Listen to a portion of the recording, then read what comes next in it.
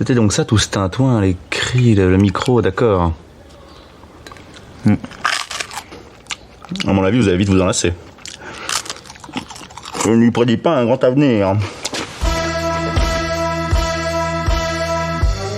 Salut tout le monde, je m'appelle Robin et je suis très heureux de vous accueillir au micro pour ce 11e épisode du balado Une invention sans avenir, le podcast transatlantique qui porte un regard très politique sur le cinéma, les séries télé et bien plus encore.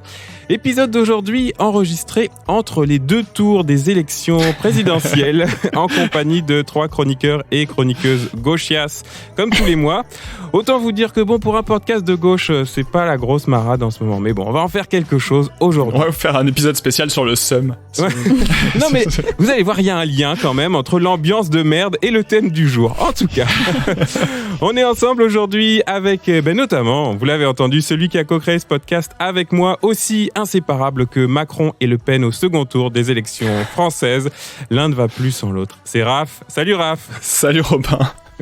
C'est qui fait Macron dans le duo là du coup ? Je ne l'ai pas précisé, mais okay. J'ajoute que au moins on vous demandera pas de voter pour l'un ou pour l'autre. On est là tous les deux à chaque fois, c'est bon. Raph, peux-tu, une fois n'est pas coutume, nous annoncer le thème de l'émission du jour que tu nous as proposé et puis le sujet de ta chronique, évidemment. Je suis désolé d'avance de vous avoir proposé ça, je sais pas d'où ça sort, mais on va parler aujourd'hui, le thème ce sera quelque chose de pire que les sourcils de François Fillon. Ce sera le gluant, le visqueux, le slime, le blob, tous les trucs un peu mous, un peu organiques chelous et qui suintent des trucs. Bah, c'est pas les sourcils de François Fillon que tu viens de décrire. Justement, ça partait de là. Donc voilà, pour ceux qui aiment pas tout ça, préparez-vous à une avalanche de trucs gluants dégueux. C'est bon. Donc on va parler des gluants et ta chronique en particulier, Raph. Bah moi je vais vous parler des héros qui suintent du gluant et du pu. C'est important que ce soit le héros, que ce soit le good guy un peu qui suinte. Je vais parler un peu de pourquoi j'aime ça, pourquoi j'ai une espèce de passion maso à regarder ce genre de trucs. Au micro également, elle est la chroniqueuse la plus fidèle du podcast, celle que vous entendez presque aussi souvent que Raph et moi, notre éternel numéro 3, éloquente, philosophe. Elle a souvent raison, même si parfois elle peut s'énerver, c'est donc la Jean-Luc Mélenchon de ce podcast. Alice est avec nous. Salut Alice. Salut, merci, c'est pas mal quand même comme présentation, je préfère celle-là que la vôtre. Hein. Ouais, c'est ça. Mais j'essaye de ménager nos invités quand même parce que bon, faut que vous restiez un peu. De quel gluant on va parler avec toi aujourd'hui Alice ? Moi je vais vous parler du gluant dans les films de science-fiction, de tous les organismes aliens un peu suintants qu'on peut trouver dans ces films. J'avais hésité à faire une intro sur le poulpe qui est ton animal totem, mais ça marche bien de t'avoir aujourd'hui à l'émission. Je vais en parler, t'inquiète pas. Ouais, il me semblait. Enfin, puisqu'on va pas se mentir, ce deuxième tour des présidentielles, c'est quand même l'horreur. Eh bien, on a invité une spécialiste, une nouvelle voix de ce podcast. Elle anime la chaîne YouTube Demoiselles d'horreur. C'est Judith. Salut Judith. Salut, merci beaucoup de m'inviter dans ce très beau podcast. Que j'estime beaucoup. Oh, ça nous fait plaisir. Ça fait plaisir. Vraiment. Malgré mes blagues pourries de début d'émission, tu fais quand même Sauf des compliments. Ouais. Le monde dit souvent ça, mais je continue quand même. C'est pas grave. Très heureux de te recevoir aujourd'hui. En 2 mots, rappelle quand même à nos auditeurs et auditrices, même si son titre l'indique un peu, Demoiselles d'horreur, c'est quoi ? Alors c'est une chaîne YouTube qui propose des analyses de mise en scène centrées sur les personnages féminins de films de genre, enfin de films d'horreur mais au sens large. Donc voilà, et j'y propose aussi des interviews de réalisatrices et de comédiennes de films de genre. J'y ai sorti une biographie, parfois j'y parle de festivals, je fais des lives avec mes amis de la sororité. Puisque j'en parle, la sororité, c'est un collectif de créatrices web qu'on a créé il y a quelque temps qui parle de films de genre. Donc voilà, on fait pas mal de choses ensemble autour de ça et on a créé un site récemment pour recenser toutes les femmes, justement toutes les créatrices qui s'intéressent au cinéma de genre. Et j'en profite aussi pour dire que, comme on est dans un podcast, j'ai lancé ma propre formule podcast de la chaîne Demoiselles d'horreur il y a quelques jours là, et le premier épisode qui est sorti porte sur Ring de Hideo Nakata. Avec tout ça, on est fait pour s'entendre, vraiment. Ouais. Et c'est vraiment très chouette, tout ce que tu fais et qu'elles font aussi à la sororité. Donc vraiment, on aime beaucoup ce type d'initiative. Merci. Et oui, merci à toi, on t'écoute beaucoup. Et donc, quand Raph nous a demandé, vous voudriez pas parler de gluant, on s'est dit très très vite, allez, on invite Judith, ça paraissait évident. C'est le plus beau compliment qu'on m'ait jamais fait. On va parler de fluide et de trucs gluants aujourd'hui. Et peut-être Judith, tu pourrais justement, vu que je t'ai je t'ai érigé en grande spécialiste. Tu pourrais commencer l'émission. Tu vas nous parler de fluides, de trucs gluants et de sentiments quand même. Oui, absolument. Oui, parce qu'en fait, moi, je trouve que l'un ne va pas sans l'autre. Enfin, en tout cas, rarement. Et je suis particulièrement passionnée par les films qui ont le projet d'essayer de représenter avec des éléments très physiques, très concrets, et notamment des éléments du corps, des éléments organiques, ce qu'on ressent, ou en tout cas la psyché, la psychologie. Ça, c'est quelque chose que j'ai moi-même envie de faire. D'ailleurs, c'est une piste que j'essaye d'explorer dans mes courts-métrages, et c'est quelque chose que je veux continuer à faire. Et donc voilà, j'aime particulièrement les films qui font ça. Et je pense que c'est quelque chose qu'on retrouve beaucoup dans les films d'horreur de manière générale. Mais alors, pour revenir un petit peu au début, enfin en tout cas à l'origine pour moi des choses qui font qu'aujourd'hui c'est une sorte de motif récurrent, je vais parler de quelque chose qui m'intéresse beaucoup, c'est, vous connaissez peut-être la théorie des humeurs, qui est une théorie médicale qui a fait un petit peu autorité dans la médecine jusqu'au 19e siècle, fin du 19e il me semble. Qui est une théorie médicalement complètement faussée, enfin complètement ésotérique, n'importe quoi, que je vais vous expliquer, mais que je trouve au moins esthétiquement parlant et thématiquement parlant très intéressante. Ouais. Et donc la théorie des humeurs, c'était l'idée que le corps était régi par l'influence du feu, de la terre, de l'air et de l'eau, et que ça se traduisait par du coup les fluides qu'on avait, les fluides corporels qui nous constituaient, donc le sang, la lymphe, la bile jaune et la bile noire. Tapez sur Google si vous voyez pas ce que c'est, tous ces trucs-là, vous aurez des images. Voilà, dans Google Images, oui, bien sûr. Voilà. Absolument. La bile noire, hein, c'est un bon potentiel. Voilà. Et donc, quatre humeurs, du coup, 4 liquides identifiés par une couleur et par d'autres aspects que vous pourrez chercher si ça vous intéresse, je vais pas tout détaillé ici, mais en tout cas l'idée c'était que ces 4 humeurs correspondent à 4 caractères, donc le sang plutôt tout ce qui est énergie, joie, mais aussi enfin tout ce qui est un peu débordement, ça peut être le joie, la colère, enfin tout ce qui est en fait tout ce qui rend quelqu'un de sanguin plus ou moins, parce que c'est quelque chose qu'on dit encore aujourd'hui. Non, c'est vrai, c'est resté dans la langue aujourd'hui, oui. Dans le langage. Bah tu vois, c'est même quand on dit en fait une saute d'humeur, ça vient de là aussi, parce que voilà la lymphe du coup c'était plus rattaché à la paresse. La bile noire, enfin la paresse, ou en tout cas voilà la fatigue, ce genre de choses, ou le plaisir de ne pas faire grand chose, enfin la flemme, ce genre de choses. La bile noire c'était la mélancolie, et la bile jaune c'était plus la nervosité. En gros, si je résume en très gros. Hein. Et donc, l'idée à l'époque, c'était que quand on était malade, ou quand on est, notamment les maladies mentales, hein, ou quand on était, quand on se sentait pas bien, on partait souvent du principe que c'est parce qu'il y avait un déséquilibre dans les 4 humeurs et qu'il y en a une qui prenait le pas sur les autres. C'est pour ça d'ailleurs qu'à cette époque-là, on se mettait à pratiquer des saignées sur les patients, parce qu'on pensait en fait que par exemple, en faisant réduire le taux du sang, et on allait du coup laisser plus de place aux autres humeurs et que l'équilibre allait se restituer, etc. Donc tout ça, c'est vrai, c'est absolument n'importe quoi. Médicalement parlant, mais je trouve ça quand même assez fascinant comme volonté de traduire un état d'esprit à travers des liquides, parce que je pense que c'est quelque chose qui est resté dans l'esthétique et que inconsciemment on utilise encore beaucoup au cinéma notamment. Et donc c'est pour ça que voilà, c'est une théorie que j'aime beaucoup. Moi, je pense que j'en parlerai aussi sur ma chaîne à un moment donné, mais je pense que ça peut servir de grille de lecture à pas mal de films, notamment des films forcément qui utilisent des trucs gluants. Oui. Donc je voulais partir en premier lieu, forcément un incontournable du genre, c'est le blob. Comment ne pas penser au blob, oui. Voilà. Donc surtout le blob de 72 que j'ai découvert tardivement. Moi, je l'ai découvert il y a 1 ou 2 ans, et je l'ai adoré. Vraiment, j'ai trouvé ça super cool. Alors que bon, le blob, souvent pour les gens qui sont pas spécialement amateurs de genre, c'est vraiment le film kitsch un peu nanardesque par excellence. Mais j'ai trouvé ça excellent, et en fait, je pense que un petit peu comme on le dit souvent pour les films de zombies, où on dit que dans les apocalypses zombies souvent sont représentés au cinéma dans les périodes de grande tension politique ou les périodes de grande anxiété un petit peu sociale à une échelle au moins nationale, si ce n'est internationale. Je pense que le blob, c'est un peu ça aussi. C'est intéressant parce que donc c'est l'histoire donc voilà d'un corps étranger qui arrive au pôle Nord, je crois, via une météorite, et qui est ramené dans une petite ville.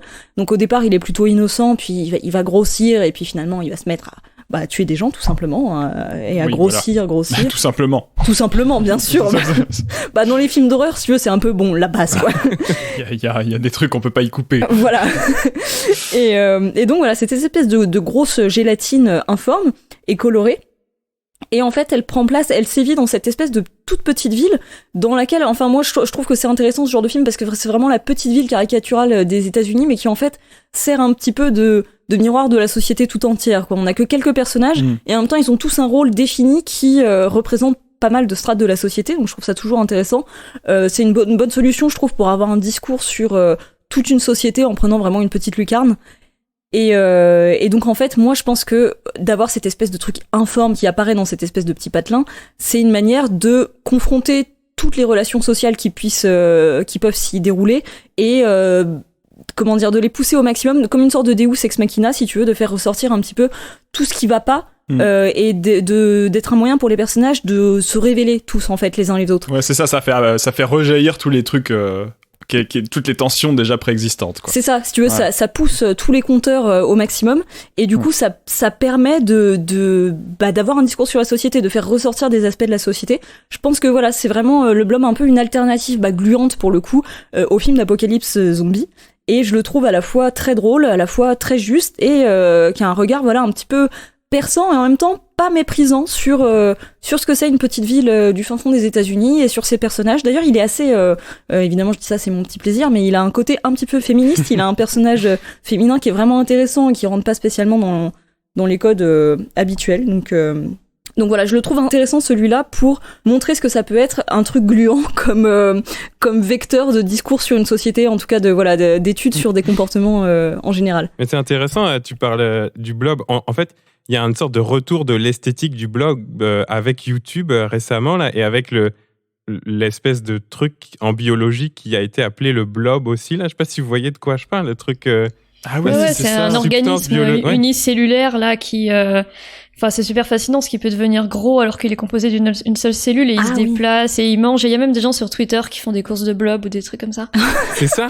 Mais il y a quelque chose du discours et de la mise en image des sciences et peut-être autour des doutes qu'il y a en ce moment autour de la représentation des sciences aussi qui se joue autour de l'imagerie du blob, quoi. Oui. Je sais pas. Puis je pense aussi qu'il y a un petit peu un discours, tu vois, c'était pas si longtemps après la conquête spatiale. Je pense que ça traduit aussi un doute sur tout ce que le fait d'aller titiller l'espace peut ramener sur Terre.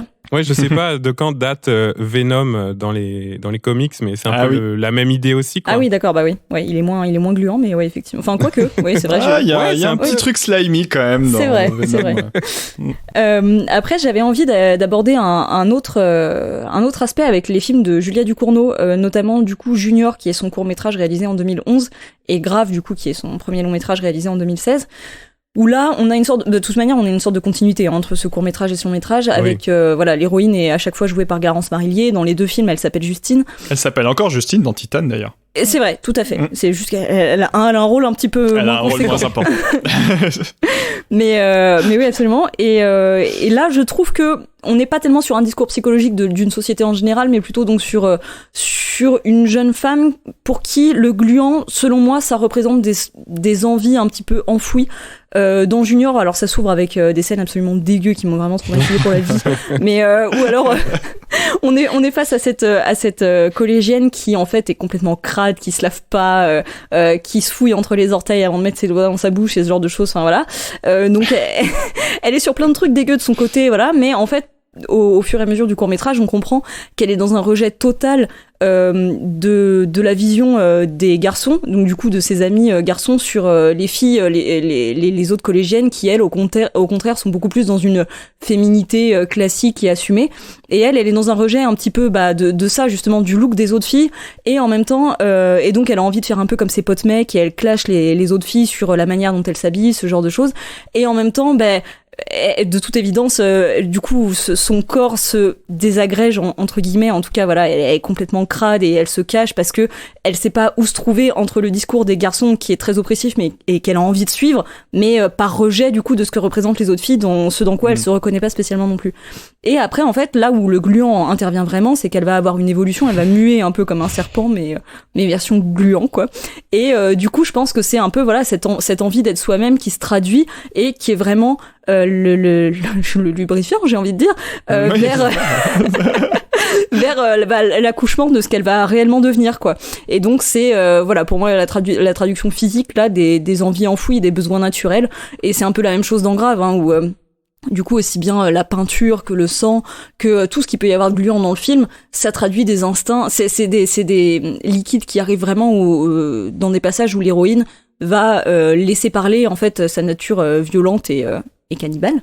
Donc voilà, c'est un thème que je trouve très intéressant chez Julia Ducournau et c'est une autre manière d'explorer le gluant. Ouais, en plus c'est des récits de passage à l'âge adulte entre guillemets, enfin même si elle est beaucoup plus jeune que ça dans Junior, c'est une métaphore de l'adolescence quoi. Oui, c'est la puberté quoi, ouais c'est ça, la puberté qui fait de toute façon ça, des espèces de boutons qui éructent et des trucs ils sont pas toujours super ragoûtants quoi. Oui, puis en plus ce qui est marrant c'est qu'au départ on a un peu l'impression qu'il y a que elle, qu'elle est bizarre, qu'elle est mutante et tout, puis en fait on s'aperçoit que toutes les autres filles du collège se plaignent elles aussi d'être en train de peler, de muer et du coup comme si c'était un discours général sur la puberté. Je trouve ça c'est très marrant. Ce qui est vraiment marrant dans Junior, c'est que elle s'en fout en fait. Elle a pas peur. Enfin, je sais pas moi, si j'avais la moitié de ma peau qui partait en gluant comme ça, je serais horrifiée. Et en fait, elle est là genre ah ouais. Et après, elle le montre à son pote qui est là ah ouais d'accord. Oui, c'est vraiment le gluant, il est vraiment accepté par tout le monde avec une espèce de flegme. C'est un peu déconcertant. Oui, c'est ça.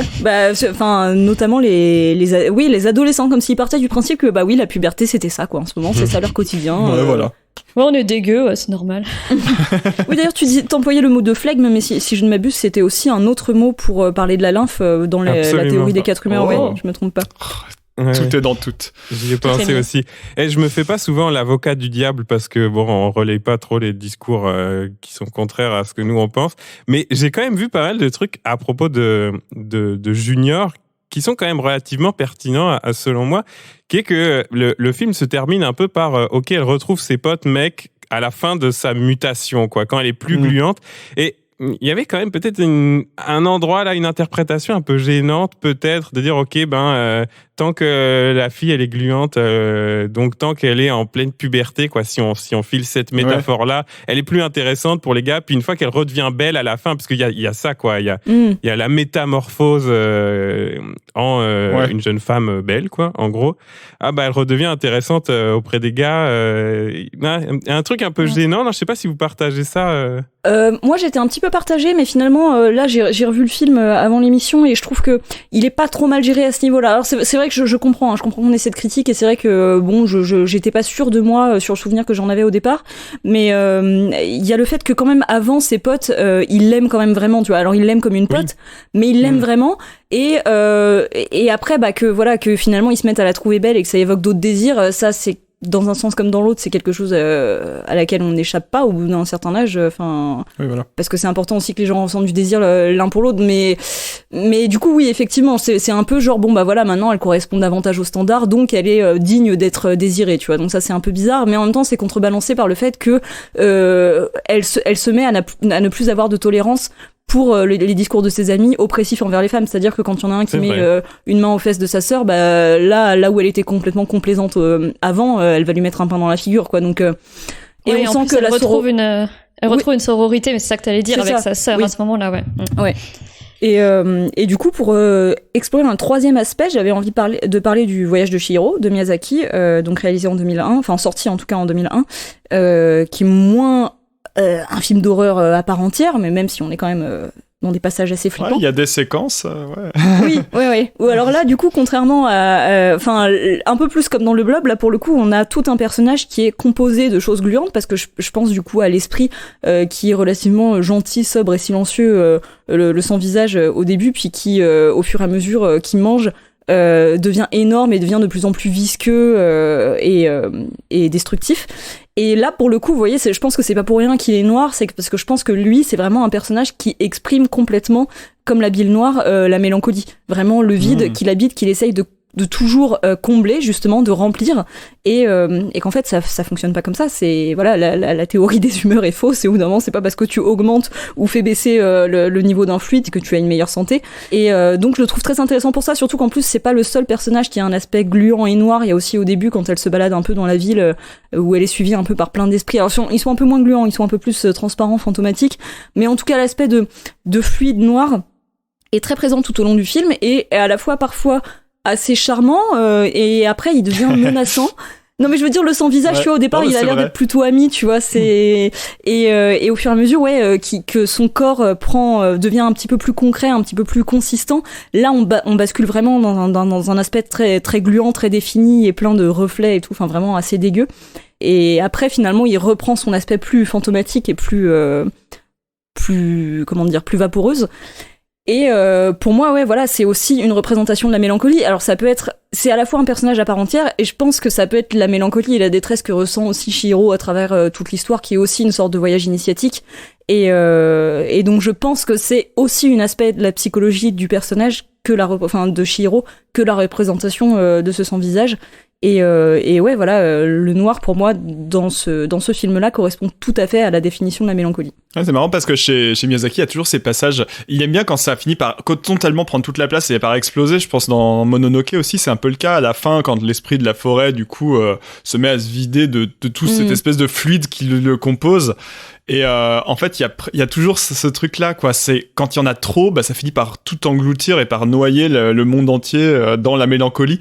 Parce que c'est des séquences qui sont à la fois très mélancoliques, en fait. Et magnifique. Mais tu vois, ouais, je trouve ça vraiment intéressant la manière. Donc là, c'est pour ça que j'ai voulu mettre un peu 3-4 exemples en parallèle. C'est que je trouve ça très intéressant cette manière de vouloir représenter des pensées, un état d'esprit, un besoin, etc. En tout cas, beaucoup de choses d'aspect a priori psychologique, mais de manière concrète, et comme c'est quelque chose de base évanescent et immatériel, de quelle manière est-ce qu'on va vouloir le représenter de manière matérielle ? Justement par l'aspect gluant, parce que du coup peut-être parce que c'est informe, parce que c'est malléable, je sais pas, mais en tout cas j'ai l'impression que c'est une vraie tendance du film de genre, et je trouve ça assez passionnant. Et aussi ce que t'as dit, parce que ça renvoie à ce qui est organique, naturel, besoin en nous, un truc un peu animal et profond. Voilà, complètement. Et voilà, moi j'adore les films effectivement qui transposent, qui ne séparent pas du tout le corps et l'esprit, et qui retransposent de manière complètement organique et s'il le faut relativement dégueu les pensées qui nous habitent. Ah on va rester là-dessus. Il y a un petit côté, on a les pensées qui nous habitent sont dégueu, mais ça arrive aussi. C'était vraiment intéressant. Et puis ouais, cette idée de représenter par du gluant les choses qui sont à l'intérieur de nous, et pas seulement de représenter les idées, les pensées, les sentiments, et par des trucs un peu éthérés, évanescents comme ça. Non, c'est concret, et donc c'est gluant. Oh, d'accord. Ça, c'est le truc pour être sûr que c'est concret, c'est si tu mets les doigts dedans et que ça reste collé, c'est que c'est dans le réel, quoi. Ouais, et tu dis ça. Moi, j'ai 3 enfants, fait que je le vérifie chaque jour. Raph, justement, à propos de gluant, on a dit tout à l'heure, c'est toi qui as proposé le thème étrange du jour. Ouais. Et non seulement le thème, mais ce terme, ce concept, carrément, les gluants. Donc, t'es pas obligé de le définir, mais au moins, raconte-nous, ça vient d'où cette histoire. Ça vient, ouais, c'est ça. Parce qu'en fait, du coup, tout à l'heure, je vous ai menti, ça vient pas de ma contemplation abusive des sourcils de François Fillon. Et heureusement. En fait, ce thème, il vient d'une anecdote que je vais vous raconter, qui implique ma maman, que je salue, que j'embrasse, parce que je sais qu'elle écoute le podcast.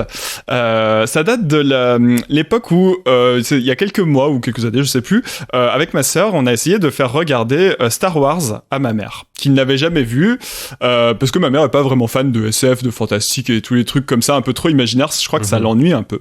On n'a jamais réussi à lui faire voir des trucs comme ça. Et du coup, on lui met Star Wars en disant quand même, faut que tu connaisses. Et alors, évidemment, elle s'est endormie devant au bout de 10 minutes. et le lendemain, elle se souvenait de rien. Mais du coup, elle était là à dire oui, mais si, je l'ai vu votre film là. C'était un peu compliqué. L'intrigue, elle était trop complexe et tout. Et nous, on comprenait pas trop. On se disait mais non, mais elle est pas complexe l'intrigue de Star Wars. C'est la même intrigue que dans tous les films. Ouais. Et du coup, elle nous dit ouais, mais ça m'a perdu parce qu'à un moment, ils étaient dans un resto et tous les gens dans le resto c'était des gluants. Donc vous voyez la scène, j'imagine, dans votre tête. C'est assez tôt dans le film. C'est la cantina, quoi. Ouais, c'est ça, c'est la cantina au début, c'est tout au début du film. Oui. Et du coup, elle était restée trop bloquée sur le fait que tous les gens étaient gluants. C'est le moment où il y a toutes les marionnettes et tous les mecs déguisés en aliens, qui font de la musique et tout. Donc voilà, moi j'avais gardé ce truc, et avec ma sœur Marine, on se parle souvent des gluants, et avec l'autre petite d'ailleurs aussi. Dédicace à ta maman, donc. Dédicace à toute la famille, du coup. Mais voilà. Et du coup, ça m'a donné envie de vous poser une question. Et vous, votre mère, elle penserait quoi si vous lui faisiez regarder les films que vous regardez d'habitude, quoi? Comment elle le prendrait? Et j'ai envie d'abord de poser cette question à Judith, puisque vraiment, on t'a étiqueté film d'horreur gluant dès le début de l'émission, donc qu'est-ce qu'elle pense de ta chaîne, quoi, ta mère? Tu regardes les films avec ta maman? Bah, en fait, complètement, parce que ma mère est fan de films d'horreur, et qu'en fait, j'ai beaucoup, au départ, découvert le cinéma d'horreur aussi, pas toujours grâce à elle, mais aussi avec elle, parce que, en général, on aime bien regarder quand on peut un film ensemble le soir, quand on a l'occasion de se voir, et même tout au long de mon adolescence, bah, c'était très souvent, du coup, puisque quand même je vivais chez elle par définition, et en fait, à chaque fois qu'on avait l'occasion de choisir un film à regarder ensemble, on était toutes les deux d'accord pour dire que ce qui nous faisait le plus envie, c'était un film d'horreur, donc sans problème pour le coup. Elle serait d'accord, quoi. Ouais. Cool. Et alors, un featuring sur ta chaîne YouTube avec ta maman, c'est prévu? Ah, bonne idée. Ça fait des vues, je pense. Hein. Oui, c'est non, mais par contre, elle est pas du tout à l'aise avec la caméra, donc je pense que j'y arriverai jamais, mais on sait jamais, je peux essayer. Nous, on lance l'idée. Et alors, Robin, toi, ça donnerait quoi? Eh ben moi, je vais pas parler de gluant parce que je suis pas non plus forcément moi autant que vous un fan de SF ou d'horreur ou de gluant, mais je me rendais compte que en fait, peut-être surtout dans les 2-3 dernières années là, et relativement au fait que j'ai eu des enfants, en fait, moi et ma blonde, on a beaucoup regardé de séries comiques, de sitcoms et de séries courtes comme ça, des séries d'animation. On a regardé Community, on a regardé Superstore, on a regardé New Girl, Seinfeld qui est arrivé sur Netflix récemment là. On s'est rendu compte d'ailleurs que Friends était 100% pompé sur Seinfeld. Des trucs comme ça, des séries d'animation comme Big Mouth, un peu crado sur l'adolescence, tout ça. Et je pense qu'en fait, la plupart des choses que j'ai regardées ces 2-3 dernières années, si je les avais vues avec ma mère, juste elle aurait rien compris et jamais rigolé, quoi. Des trucs un peu méta, un peu un peu trop de références, un peu trop crade, un peu trop, je sais pas. Et elle écoute le podcast elle aussi parce que Ben, je pense que oui. Mais je vais rien lui faire découvrir. Regarde pas ces séries-là, c'est pas pour toi. Non, mais c'est pas grave, il y a des trucs, on est hermétique, quoi. C'est juste pas pour nous. C'est ça. Mais en dehors de ça, moi, au contraire de Judith, j'ai pas du tout été élevé à la cinéphilie par mes parents. Alors, du coup, c'est quelque chose qu'on partage un peu sur le tard, quoi. Je suis jamais beaucoup allé au cinéma avec ma mère, mais en grandissant, ouais. Alors, on essaye de trouver des terrains d'entente, mais il y en a toujours. Alice, parle-nous de ta maman. Bah, moi, quand j'étais petite, ma mère, elle était assez protectrice vis-à-vis des films qui étaient pour moi ou pas pour moi. Du genre à voir les films avant pour vérifier. Je me souviens qu'elle était allée voir Princesse Mononoke quand c'était sorti au cinéma avant pour vérifier si moi et mon frère on pouvait le voir. Et ça, c'était un peu limite. Alors, on avait dû négocier, etc. Donc, je me souviens que c'était compliqué. Et du coup, j'ai assez longtemps cru que j'aimais pas le cinéma d'horreur ou le cinéma de genre en général parce qu'en fait, j'en avais pas vu du tout. Et donc, j'avais un peu des idées préconçues que c'est parce que ma mère elle a souvent assez peur devant les films, donc j'avais un peu partagé cette idée. Puis après j'en ai découvert, j'ai eu une espèce de longue habituation à ça, et en fait j'aime bien. Enfin, disons que, en plus ça me fait pas particulièrement peur, je suis pas très sensible vis-à-vis de ça. Donc là dernièrement, ma mère qui écoute le podcast aussi, elle me dit ça fait bizarre, j'ai l'impression de te découvrir d'autres aspects de toi en écoutant, parce que j'imagine pas que tu regardes des trucs comme ça, genre Titan par exemple. Ah oui, tous les films qu'elle t'interdirait de voir aujourd'hui. Ah, je pense que Titan, j'aurais pas le droit, ouais. Alors, c'est rigolo parce que du coup, moi, je me rappelle aussi de la sortie au cinéma de Princesse Mononoke, que pour le coup, je suis allée voir avec ma mère qui, elle, n'avait pris 0 précaution avant. Et pour le coup, j'ai beau avoir adoré, ça a vraiment déclenché chez moi une passion pour ce film, mais il n'empêche qu'il y a plein de scènes où je me suis dit, moi-même, tu vois, je suis trop petite, je crois. T'as eu ton inconscient qui a fait le boulot à sa place. Et oui. Elle dit peut-être ma mère, elle aurait pas dû m'emmener aujourd'hui. C'est ça. Mais c'est arrivé souvent, ça. Mais je lui en veux pas parce que du coup, voilà, je pense que c'est aussi un peu grâce à ça que j'ai les goûts que j'ai aujourd'hui. T'as fait des traumas très tôt, donc maintenant la barre est haute. Excellent. Non, c'était une vraie bonne question là. Comment on a été éduqué au cinéma et notamment avec quelles limites Ouais, c'est ça, aux sujets un peu sensibles qui sont dans les films, quoi. Et toi, Raph, à part Star Wars, du coup, qui a pas trop marché avec ta mère, tu répondrais quoi à cette question? Je pense que, en vrai, si elle voyait les films que je vois avec moi, elle trouverait sûrement que c'est mal joué. Ah ouais? Parce que ma mère, elle a une cinéphilie, une certaine cinéphilie qui est pas forcément exactement la mienne, mais où elle aime beaucoup les films avec des bons acteurs, notamment pas mal de cinéma français et très sensible à la qualité du jeu. Et je pense que mon père aussi est un peu comme ça, donc. Pas trop nouvelle vague, du coup. Ouais. J'allais dire pas trop cinéma français, mais c'était du troll. Non, mais c'est vrai que moi je me suis dit, je peux supporter beaucoup de choses dans les films, notamment que les acteurs soient pas ouf, s'il y a beaucoup de bonnes idées visuelles, de trucs qui me marquent dans l'esthétique. Et je pense que des gens de la génération d'au-dessus, c'est peut-être un peu plus rédhibitoire. Mais je lui poserai la question quand même pour être sûr que je ne suis pas en train de projeter un truc complètement faux. Ok, bah cœur sur nos mamans, sur vos mamans, et n'oubliez pas de les emmener de temps en temps au cinéma, de leur faire découvrir vous aussi des choses qui sortent de l'ordinaire. Voilà. De l'ordinaire des mamans. Ou alors envoyez-leur Junior de Julia Ducournau, ça dure 20 minutes, c'est sur YouTube. C'est vrai. Et ça va peut-être leur rappeler le moment où vous étiez ado chez elle et faites-vous pardonner votre crise d'adolescence grâce à un film de Julia Ducournau. C'est une genre de catharsis. C'est beau. Alice, tu nous as déjà pas mal parlé des films que tu avais vus, des films que t'aimes, mais j'ai lu dans les petites notes que tu m'as envoyées qu'aujourd'hui, ta chronique est faite à 100% de tes films préférés dans une émission sur les gluants. Je sais pas ce que ça dit de toi, mais on va le découvrir, Alice. Ouais, je m'en suis rendu compte en écrivant ma chronique. Je me suis dit, mais en fait, je parle que de mes films préférés. Bah, c'est trop bien. Ah, on est là pour ça. Je vais rester sur les souvenirs d'enfance pour démarrer ma chronique. J'ai un souvenir assez précis de mes premiers vertiges métaphysiques. Alors ça fait un peu... je sais pas si vous en avez eu, mais le moment où on se pose plein de questions sur mais comment tout ça autour de nous a été créé, mais qu'est-ce qu'il y a derrière l'univers s'il est fini. Enfin, je me posais plein de questions comme ça. On rappelle quand même que t'es prof de philo, donc c'est pas juste un petit éveil, là, ça t'a forgé. Ouais, c'est assez ancien au final. Hein. Et la question que je me posais le plus, c'était l'existence de vie extraterrestre. Et j'avais un point de vue bien arrêté sur la question, c'est que si une vie existe ailleurs, il y a vraiment aucune chance qu'elle ressemble à quoi que ce soit qu'on connaisse. Et aucune chance qu'on puisse la représenter, ni même la penser. Et je me souviens vraiment, j'ai vraiment ce souvenir du vertige de ça, de se dire mais est-ce que je peux imaginer un truc qui est complètement différent de tout ce que j'ai connu ? Et puis après, j'ai découvert le cinéma. Le cinéma, il représente la vie extraterrestre parce qu'il a pas le choix. Il faut bien qu'il propose quelque chose de visuel et de sonore. Il peut pas juste faire comme en littérature, par exemple Lovecraft, qui désigne l'altérité comme indicible, irreprésentable. Et puis la littérature fonctionne bien avec ça. Nous, après, on doit se débrouiller avec notre imagination. Le mec fait aucun effort. Il écrit par exemple un millier de formes d'une horreur transcendant la mémoire. Ouais. Ok. Imaginez un millier de formes. C'est un peu l'un de mes problèmes avec Lovecraft. C'est cette espèce de renoncement devant la description. Mais bon, après ça c'est mes goûts. Non, mais c'est vrai qu'il y a un côté frustrant. Oui, mais j'aime pas trop non plus en fait. Ah bah très bien. Bah voilà. Lovecraft. On a le droit de dire les choses, on a le droit de dire qui on n'aime pas. En plus, il est cancel, non ? On a cancel déjà, ouais. Bon. Du coup, je vais me demander aujourd'hui comment est-ce qu'on fait pour représenter l'altérité au cinéma. Comment on fait pour représenter le tout autre, ce qui nous est absolument étranger, ce qui est absolument incompréhensible.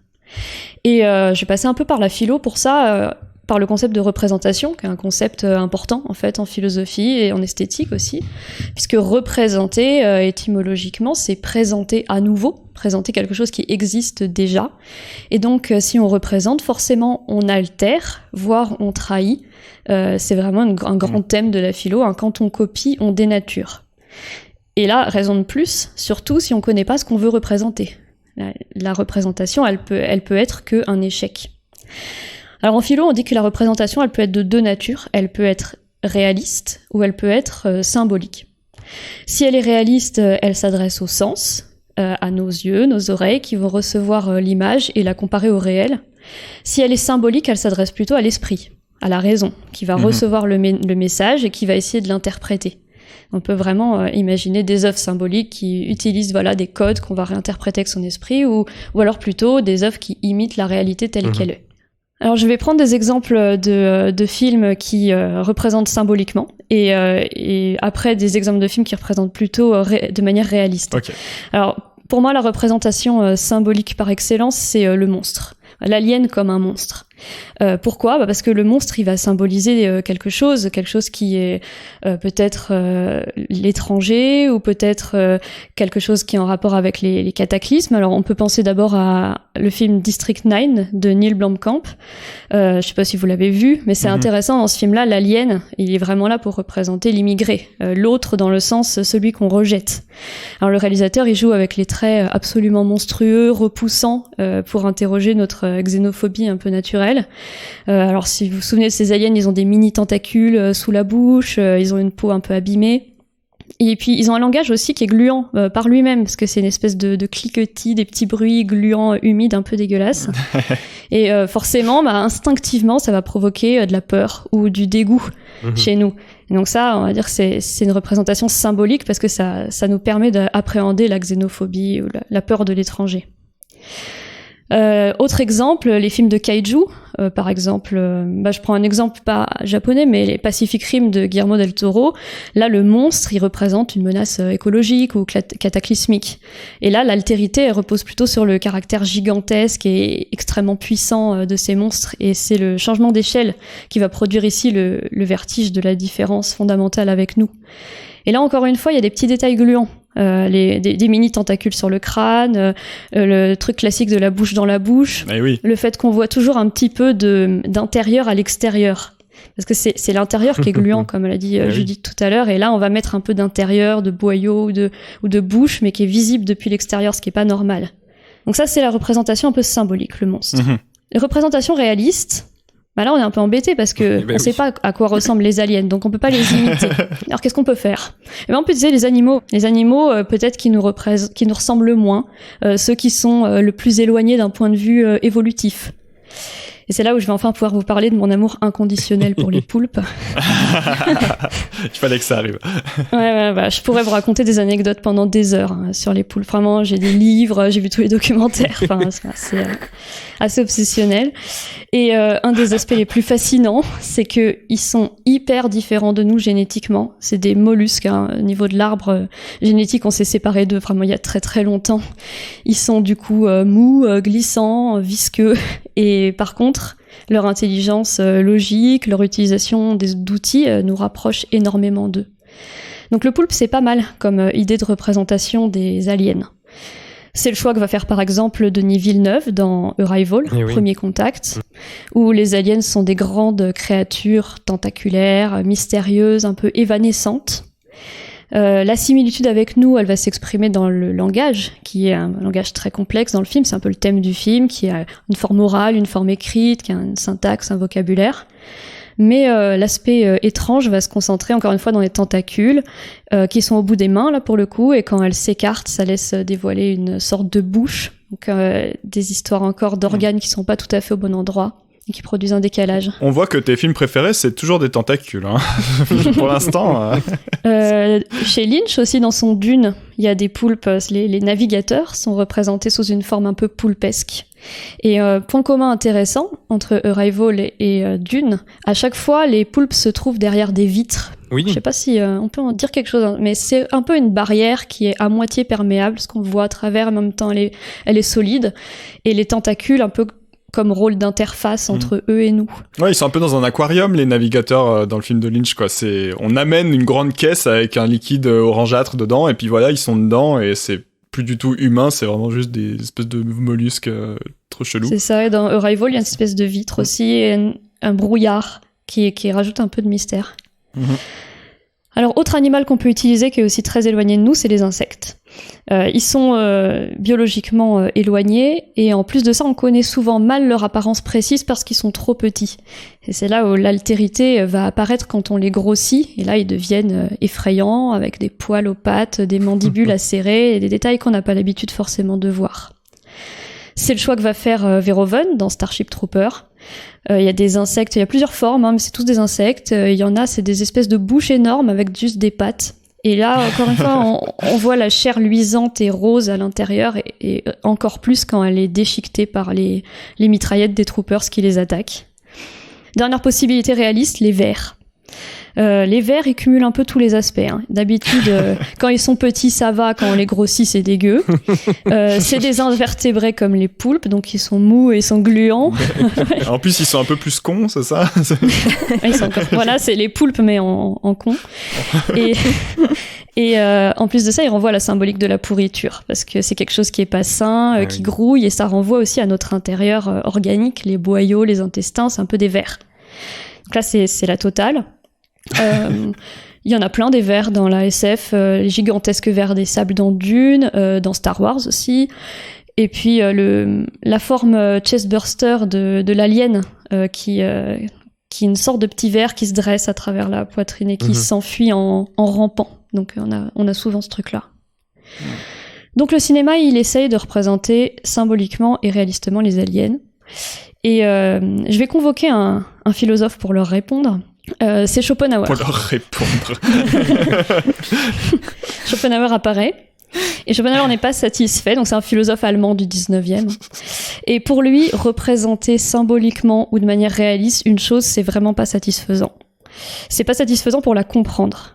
Parce que si on représente de manière réaliste, c'est nos sens qui reçoivent le message, et nos sens, ils sont imparfaits et ils nous trompent et ils comprennent mal. Et si c'est notre esprit, l'esprit il est limité aussi, il est trop faible pour comprendre véritablement l'idée profonde d'une chose. Donc pour lui, pour vraiment bien comprendre, toucher du doigt l'idée d'une chose, il faut que la représentation soit le moins figurative possible. Il faut qu'elle soit vraiment juste évocatrice. Ce qu'il explique, c'est que quand un artiste produit une œuvre qui est pas figurative, il va suggérer au spectateur une piste de compréhension que le spectateur lui-même, par un travail d'intuition, va reconstituer pour comprendre, pour vraiment accéder à la vraie compréhension d'une idée. Je vous donne un exemple. Les compositeurs qui ont composé des symphonies qui ont des noms, par exemple, imaginons la symphonie héroïque de Beethoven. C'est de la musique instrumentale, il n'y a pas de paroles. Ça ne parle pas de l'héroïsme à la raison. C'est de la musique, donc il n'y a pas de visuel, donc on ne voit pas des exemples. Et pourtant, pour Schopenhauer, on comprendrait beaucoup mieux ce que c'est que l'héroïsme en écoutant ça, que si on nous avait montré un exemple d'héroïsme qui aurait été forcément limité. Ouais. Beethoven, il n'a pas besoin de mettre des bruits de bataille et de chevaux dans sa symphonie, quoi. Non, ce serait limitant, voilà. Ouais. Et pour Schopenhauer, les arts qui fonctionnent le mieux, c'est la musique, la danse, la poésie. Alors lui, du coup, on pourrait imaginer qu'il aurait pas trop aimé le cinéma. C'est ça. Mais, il l'a pas connu. Non, il est mort en 1860, donc c'est mort. Ouais, non, c'est mort. Ouais, il a connu des choses qui ressemblaient quand même, hein. Surtout en Allemagne, il y avait de la lanterne magique. Il y avait... Ouais. Mais je suis quand même d'accord avec toi. Je me suis demandé en préparant la chronique, je me suis dit est-ce que je vais dire une approximation, mais on est quand même assez loin encore. Peut-être qu'il détestait les lanternes magiques. C'est très probable. Faudrait chercher s'il a pas écrit un truc là-dessus. Je vais me demander moi si on peut quand même trouver des représentations non figuratives au cinéma. Et je pense que c'est peut-être possible. J'ai deux pistes qui souvent se cumulent à mon avis. Alors la première piste, ce serait cacher l'alien. En refusant de le montrer, là on stimule l'intuition et l'imagination du spectateur. C'est complètement ce que fait Ridley Scott dans Alien 1. Puisque dans ce premier film de la saga, l'alien nous est quand même caché très longtemps, en tout cas sa forme finale. Et c'est ça qui va générer la frayeur, l'angoisse, qui va être encore plus puissant. Je pense que c'est un des aspects vraiment importants de ce film. On sait où il est, grâce aux écrans des radars par exemple, qui nous indiquent comment il bouge, mais on le découvre intégralement très tard. Oui, c'est vrai. Oui, puis même, avant la forme finale de l'alien, il y a aussi la partie qui est cachée à l'intérieur de l'hôte. Et oui. Donc même à ce moment-là, il y a du cachet, quoi. C'est clair, c'est le thème du parasite. Le parasite qui est à l'intérieur, qui est invisible parce qu'il est trop petit ou parce qu'il est déjà interne et qui va quand même se propager. Et c'est la même chose qu'on va pouvoir retrouver dans The Thing de Carpenter. L'alien, il se cache en nous parce qu'il se transforme en nous. Donc il n'est pas véritablement visible, il est nous, donc il est caché. Autre possibilité, piste de représentation non figurative, ne montrer que les effets et les réactions que l'alien produit sur son environnement ou sur nous. Dans The Thing, toujours, Kurt Russell, je sais plus le nom de son personnage, il a l'idée d'approcher un fil de métal chauffé à blanc du sang des membres de l'équipage pour savoir si ça va produire une réaction et savoir qui est infecté ou pas. Et là, au moment où il approche le fil du sang qui est infecté, ça, une espèce d'explosion de sang. Il y a une espèce de créature visqueuse qui s'échappe et il y a des gouttes de sang par terre qui bougent un peu. Et en fait, c'est ça la manifestation de l'alien. Oui. C'est la réaction sur le sang des hôtes. C'est plus une manifestation que l'alien lui-même, quoi. On retrouve un peu la même chose dans Annihilation d'Alex Garland, un film qui était sorti sur Netflix il y a quelques années.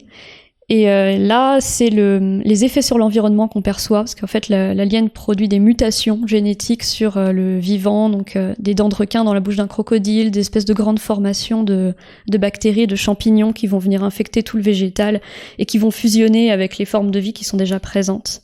On voit là une espèce de forme alien à la toute fin du film, mais dans l'essentiel du film, on observe juste des mutations.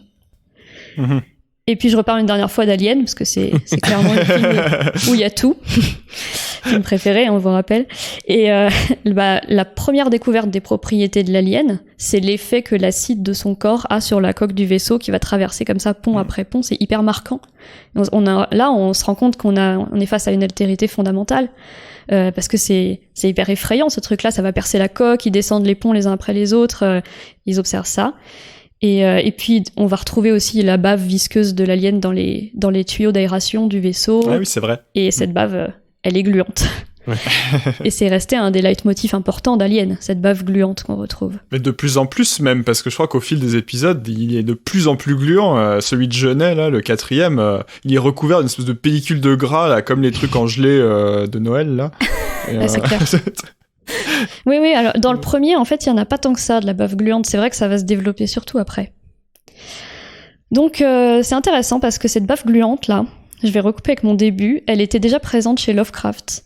À la fin de la nouvelle L'Innommable, il écrit c'était partout une sorte de gélatine tirée de bave. Donc la bave comme représentation non figurative de l'altérité. Je suis sûre que Schopenhauer aurait vraiment apprécié cette piste. On essaiera de chercher dans les textes originaux est-ce qu'il y avait aussi une mention de la bave chez Schopenhauer. Tiens, j'aurais envie de rebondir sur ta chronique avec celle de Judith. Qu'est-ce qu'on fait du blob ? J'arrive pas à savoir dans quelle catégorie on met le blob parce que il y a un peu de symbolique, évidemment. D'ailleurs, Judith en a beaucoup parlé. J'ai l'impression qu'il y a du réaliste aussi, dans la mesure où on l'a dit, il existe des blobs dans la réalité, des trucs qui ressemblent un peu à ça. Et puis, il a un côté très, très non figuratif, quand même, le blob. Ouais, quand même, ouais. Ça fait quoi, Schopenhauer versus le blob, Alice ? Est-ce que tu as une réponse ? Je sais pas, mais je me dis que le blob, c'est quand même une forme de vie extrêmement simple. Donc, je dirais que c'est une opinion un peu réductrice sur la vie extraterrestre qui serait un truc vraiment unicellulaire, qui serait le plus simple possible comparé à la complexité de nous, de nos corps, de nos intelligences. Donc je sais pas, mais c'est réaliste, mais en même temps on s'est inspiré de la créature la plus simple qui existe. Ouais.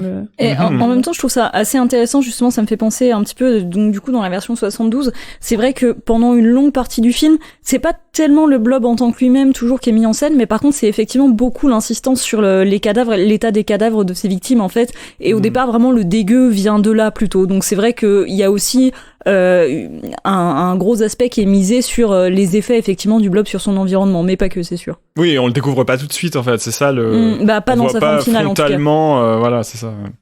Raph, est-ce que ça t'a fait penser à des films baveux en particulier ? D'autres films, je sais pas, mais non, mais et du coup, c'est quel type d'humeur la bave alien ça représente quel sentiment ? Je suis en train de me dire une espèce d'humeur verte, mais en même temps acide qui corrompt les métaux. Enfin, je sais pas. Par définition, je pense que c'est une nouvelle humeur vraiment qui n'existe pas sur Terre et qui rebat les cartes. Mais oui. Et en même temps, c'est ça qui est cool de la SF, c'est d'imaginer, comme ce que tu disais, Alice, un truc qui n'existe pas du tout chez nous et qui est de l'altérité totale. C'est ça qui est fascinant, quoi. C'est pour ça que l'alien, il est incroyable. Le design, il renvoie à rien, mais en même temps, il y a plein de petits éléments à l'intérieur de lui, dans les détails, qu'on peut rattacher à de l'humain ou à de l'animal. Donc, mais alors, si je peux me permettre de dire juste quelque chose, là, je dévie complètement du sujet, donc évidemment. On s'en fout. Mais juste la chronique d'Alice sur Schopenhauer, ça me faisait penser, il y a peut-être une forme de cinéma qu'il aurait pu apprécier. En tout cas, moi, je sais que par exemple, les biopics, j'ai tendance à ne pas du tout aimer ça parce que ça ressemble souvent, je trouve, à des documentaires fictionnalisés mal en général, et que je trouve effectivement, j'aime pas qu'on essaie de représenter de la vie de quelqu'un à travers une vision arrêtée et factuelle, si tu veux, sur des événements de sa vie, voilà, mis les uns derrière les autres, et que par contre, il y a un biopic que je trouve magnifiquement réussi, c'est celui de Todd Haynes sur Bob Dylan, donc I'm Not There, justement parce qu'il essaie de capturer l'essence de Bob Dylan par plein d'images de lui qui ne sont jamais fidèles à ce qu'il était, dans son entièreté et réalistement parlant, mais par contre qui, en une myriade d'espèces d'interprétations de Bob Dylan un petit peu délirantes et fausses, en l'occurrence factuellement fausses, et tout ça amalgamé fait que ça nous donne une meilleure intuition de Bob Dylan que si on avait eu un biopic normal de lui en fait. Et c'est ça que je trouve fascinant dans ce biopic, et pour moi c'est la seule manière d'apprécier les biopics. Il est incarné par plusieurs acteurs et actrices différentes, c'est ça ? Oui, c'est ça, oui. Il y a Cate Blanchett, Christian Bale, Richard Gere, mais enfin, ils sont pleins. Et ce qui est intéressant, c'est que voilà, il y a aucune de ces tranches de vie. Il y a même j'ai oublié son nom, mais il y a un petit garçon de couleur noire aussi qui l'interprète, tu vois. Et c'est plein de tranches de vie, de représentation de la vie de Bob Dylan, mais qui ne sont jamais factuellement fidèles à ce qu'a été la vie de Bob Dylan, mais qui sont que dans des évocations, dans des images de ce qu'a été sa vie. Et en fait, l'idée, c'est d'avoir un mélange de tout ça qui te fait mieux toucher le personnage Bob Dylan du doigt que si t'essayais de le contenir dans les simples faits qui ont réellement fait sa vie, tu vois. Oui, parce que c'est vrai que c'est un peu relou, moi je suis un peu d'accord avec toi, le côté somme de moments significatifs, plus ensuite le moment qui a été un tournant dans sa vie, et puis machin et tout, ça c'est du biopic vraiment en pilote automatique qu'on a plus envie de voir, quoi. Ça a très peu d'intérêt, déjà cinématographiquement parlant en général, et aussi finalement, voilà, si c'est pour te montrer une version filmée de la page Wikipédia, c'est pas intéressant, c'est pas ça qui te fait ressentir l'essence de ce qu'a été cet artiste. Donc ouais, pour ça, c'est un film que je trouve passionnant, et la chronique d'Alice m'y a beaucoup fait penser. On a essayé d'éclairer, de résoudre un peu Schopenhauer, à la fois avec des blobs et Bob Dylan. Les blobs Dylan. Ça va rester là. C'est bon, c'est raccroché au thème, du coup. Merci vraiment, Alice. Et puis, comme d'habitude, l'éclairage philosophique, tu vois, ça nous a tous et toutes laissé à penser beaucoup cette histoire. Maintenant, on va tous essayer de savoir ce que Schopenhauer aurait pensé des films qu'on voit. La prochaine fois qu'on regardera un truc, on se dira, tiens. Réaliste, symbolique, non figuratif, évidemment. Et puis, pour ma part, ça m'a fait penser, je vous le conseille évidemment, à aller réécouter notre émission sur les méchants, où ton collègue philosophe Cédric avait des réflexions un petit peu plus vastes que ça autour de la représentation des méchants, et ta chronique d'aujourd'hui, elle creuse un peu dans une veine un petit peu plus précise que lui. Donc, allez réécouter ça aussi, notre épisode sur les méchants. Et les méchantes. Il y avait aussi des méchantes, beaucoup. Il y en a. On parle des gluants aujourd'hui, ce concept malléable et fluctuant. On en fait plein de choses aujourd'hui. J'ai un quiz pour vous. Il y a toujours un quiz dans l'émission. Un quiz gluant aujourd'hui. Et honnêtement, quand tu m'as dit qu'on allait faire une émission sur les gluants, je me suis dit, est-ce qu'il va y avoir un quiz ? Est-ce que je serais capable de faire un quiz ? C'est souvent toi, Raph. Je t'ai refilé le bébé comme si t'en avais pas assez. Ouais. Les gluants, ils sont de retour. Mais en fait, écoutez, vous allez voir, j'y suis allé un peu dans tout ce qui est des gluants variés, des fluides corporels, il y a un peu de tout. Oh oui, trop bien. Et puis, c'est des questions assez larges pour certaines, parce que je sais pas si vous avez les mêmes niches et les mêmes références que moi. Moi, je ne partage ma niche avec personne, mais. Non, c'est ça. Bon, chacun sa niche. Alors, on va commencer avec des vers de terre. On l'a vu déjà dans l'émission, les vers de terre, c'est gluant, c'est dans le thème. Vous ne connaissez peut-être pas l'acteur Marty Wright. Pourtant, il a joué quelques petits rôles dans des films hollywoodiens comme L'Enfer du dimanche de Ron Howard ou Le Transporteur 2, une gloire française de Louis Leterrier, sorti en 2005. Bon, sauf que la même année, Marty Wright tourne le dos à cette maigre carrière cinématographique et il devient très célèbre ailleurs, notamment pour une raison très gluante, il mange des vers de terre vivants par poignée. Mais pour quelle raison Marty Wright s'est-il mis à bouffer des vers de terre vivants ? Parce qu'il est con, non ? Il a ses raisons. Est-ce que c'est un défi ? Non, c'est pas un défi. Pour la probiotique. Ouais, c'est ça, il en a besoin. Il n'a pas revendiqué comme tel, ça se trouve peut-être, mais... Est-ce que des vers de terre ont tué sa maman ? Non, je ne sais pas. Est-ce que c'est pour un clip de métal ? Non, mais c'est plus dans le cinéma, mais c'est quand même pour quelque chose qui est de l'ordre de la représentation et du spectacle. Une performance ? Il se filmait en faisant ça ? Il a été filmé, ouais. Il y a énormément d'images de lui à la télévision, sur YouTube, avec ses vers de terre dans la bouche. C'est un message politique ? Non, pas du tout. Parce que là, en ce moment, franchement, on serait presque à manger des vers de terre. Ouais, c'est ça. Si tu me dis, tu préfères quoi, voter Macron ou manger des vers de terre? J'hésite 5 minutes. Est-ce que ça faisait partie d'un truc plus large, d'une performance, d'un... Oui, d'un personnage. Ah. C'était pour s'entraîner pour un film? Non, mais pas pour un film. Pour une pièce de théâtre? Alors, c'est de cet ordre-là, mais un peu plus précis que ça. Si je vous dis que... Alors, ça va surtout aider Raph et Alice. Un spectacle? C'est un type de spectacle très précis que j'aime beaucoup et qui est très... D'impro? De l'impro? Non, c'est du sport. Ah, c'est du catch. Ouais, c'est ça. Ah, mais oui. Marty Wright, c'est le nom d'un catcheur qui est désormais retraité et qui était connu sous le nom de, ça va vous parler quand même, The Boogeyman. Ah, oh là là. Et qui était vaguement inspiré de l'imaginaire vaudou, chamanique, un truc un peu comme ça. Et donc, il arrive sur le ring avec soit des vers de terre dans la bouche, soit des vers de terre dans la poche, et il se les met dans la bouche. Ça fait très peur. Voilà. À l'horreur. Et donc, j'ai découvert qu'il avait une petite carrière cinématographique. Ça vaut le coup peut-être de re-regarder Le Transporteur 2 juste pour essayer de trouver sa petite apparition. Voilà. Comme quoi, des fois, on perce pas grâce à Luc Besson, mais grâce à des vers de terre. Ah ouais, quand même.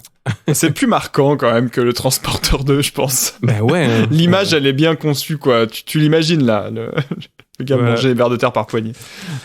Quiz gluant toujours, parlons de Hervé Pierre Gustave. Dans son film Fils 2, sorti en 2014, le réalisateur Hervé Pierre Gustave joue le rôle d'un comédien. C'est un film très méta, j'aime ça, vous le savez. Mm-hmm. Et dans l'une des scènes du film, il n'arrive pas à jouer correctement son rôle. Et donc l'acteur, pris d'une sorte d'impulsion rageuse, se renverse sur le corps plusieurs litres de liquide gluant. De quoi s'agit-il ? C'est un vrai liquide. C'est un vrai liquide. C'est très gluant. Est-ce qu'il y a des faux liquides, Raph ? Non, mais c'est pas un truc inventé par le cinéma, quoi. C'est pas une question bête. Est-ce qu'il y a des faux liquides ? Vous pourriez vous pouvez partir là-dessus.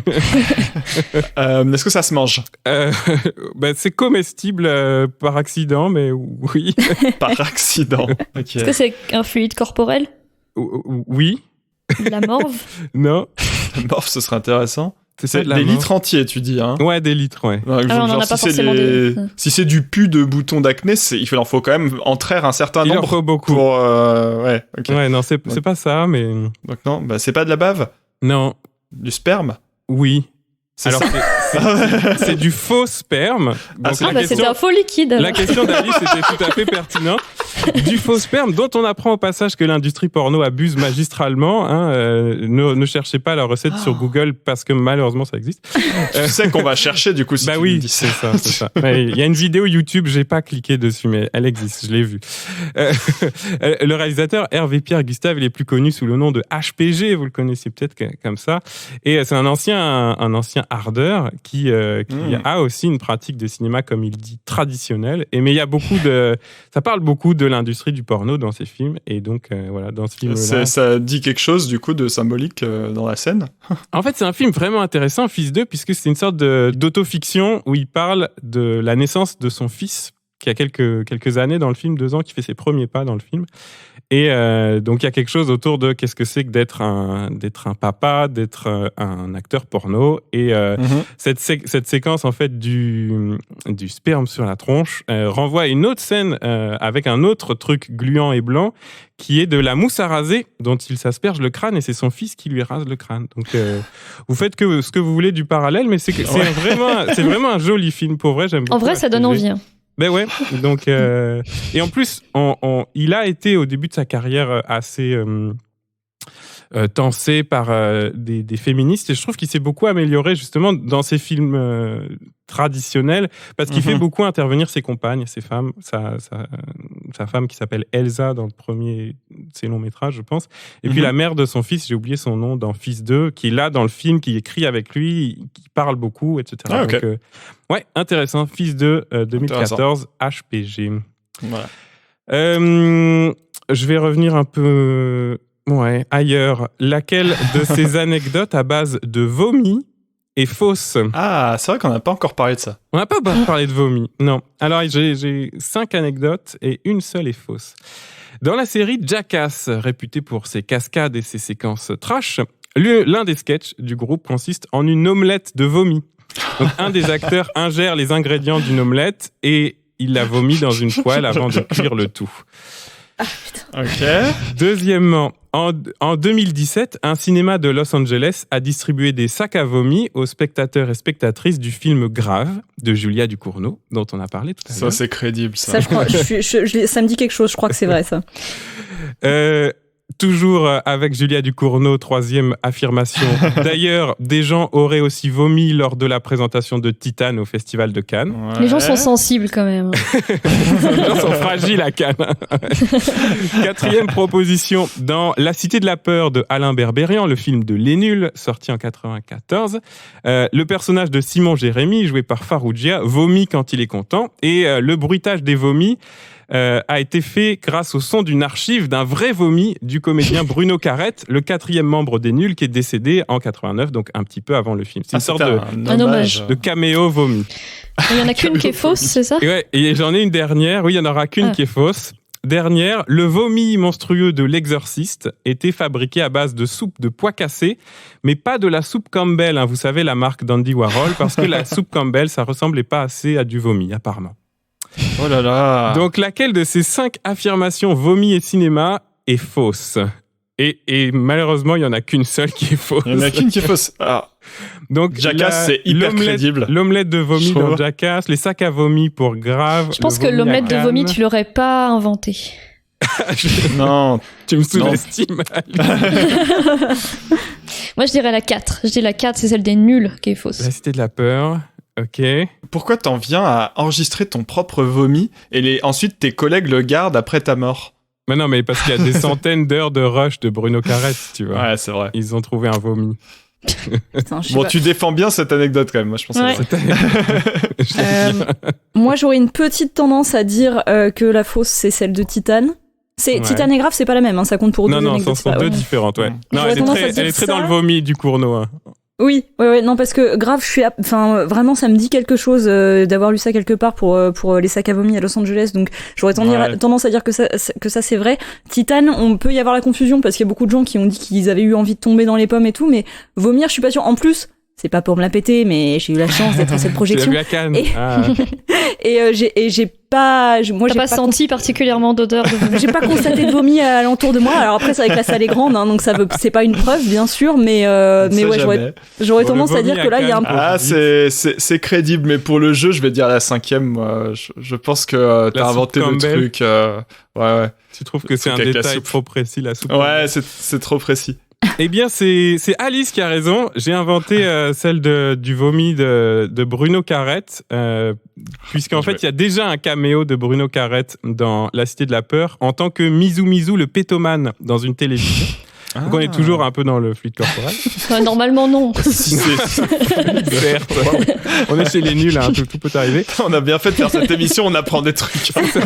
Mais j'ai envie de donner le bénéfice du doute et de j'y étais à Judith, puisque moi j'ai juste vu des on-dit dans des articles peut-être un petit peu sensationnalistes là dans la presse, mais il y aurait eu des vomis, peut-être des gens qui ont été évacués de la salle et qui ont vomi à l'extérieur, Judith. C'est ça, moi je me méfie un peu des gens qui ont tendance à dire facilement « Ah, le film a trop donné envie de gerber, avec le téléphone arabe, ça se transforme en j'ai gerbé sur le voisin d'en face, tu vois. Donc voilà, mais ouais. Donc je mettrais genre 2 points pour Alice et 1 point de crédibilité à ton témoignage.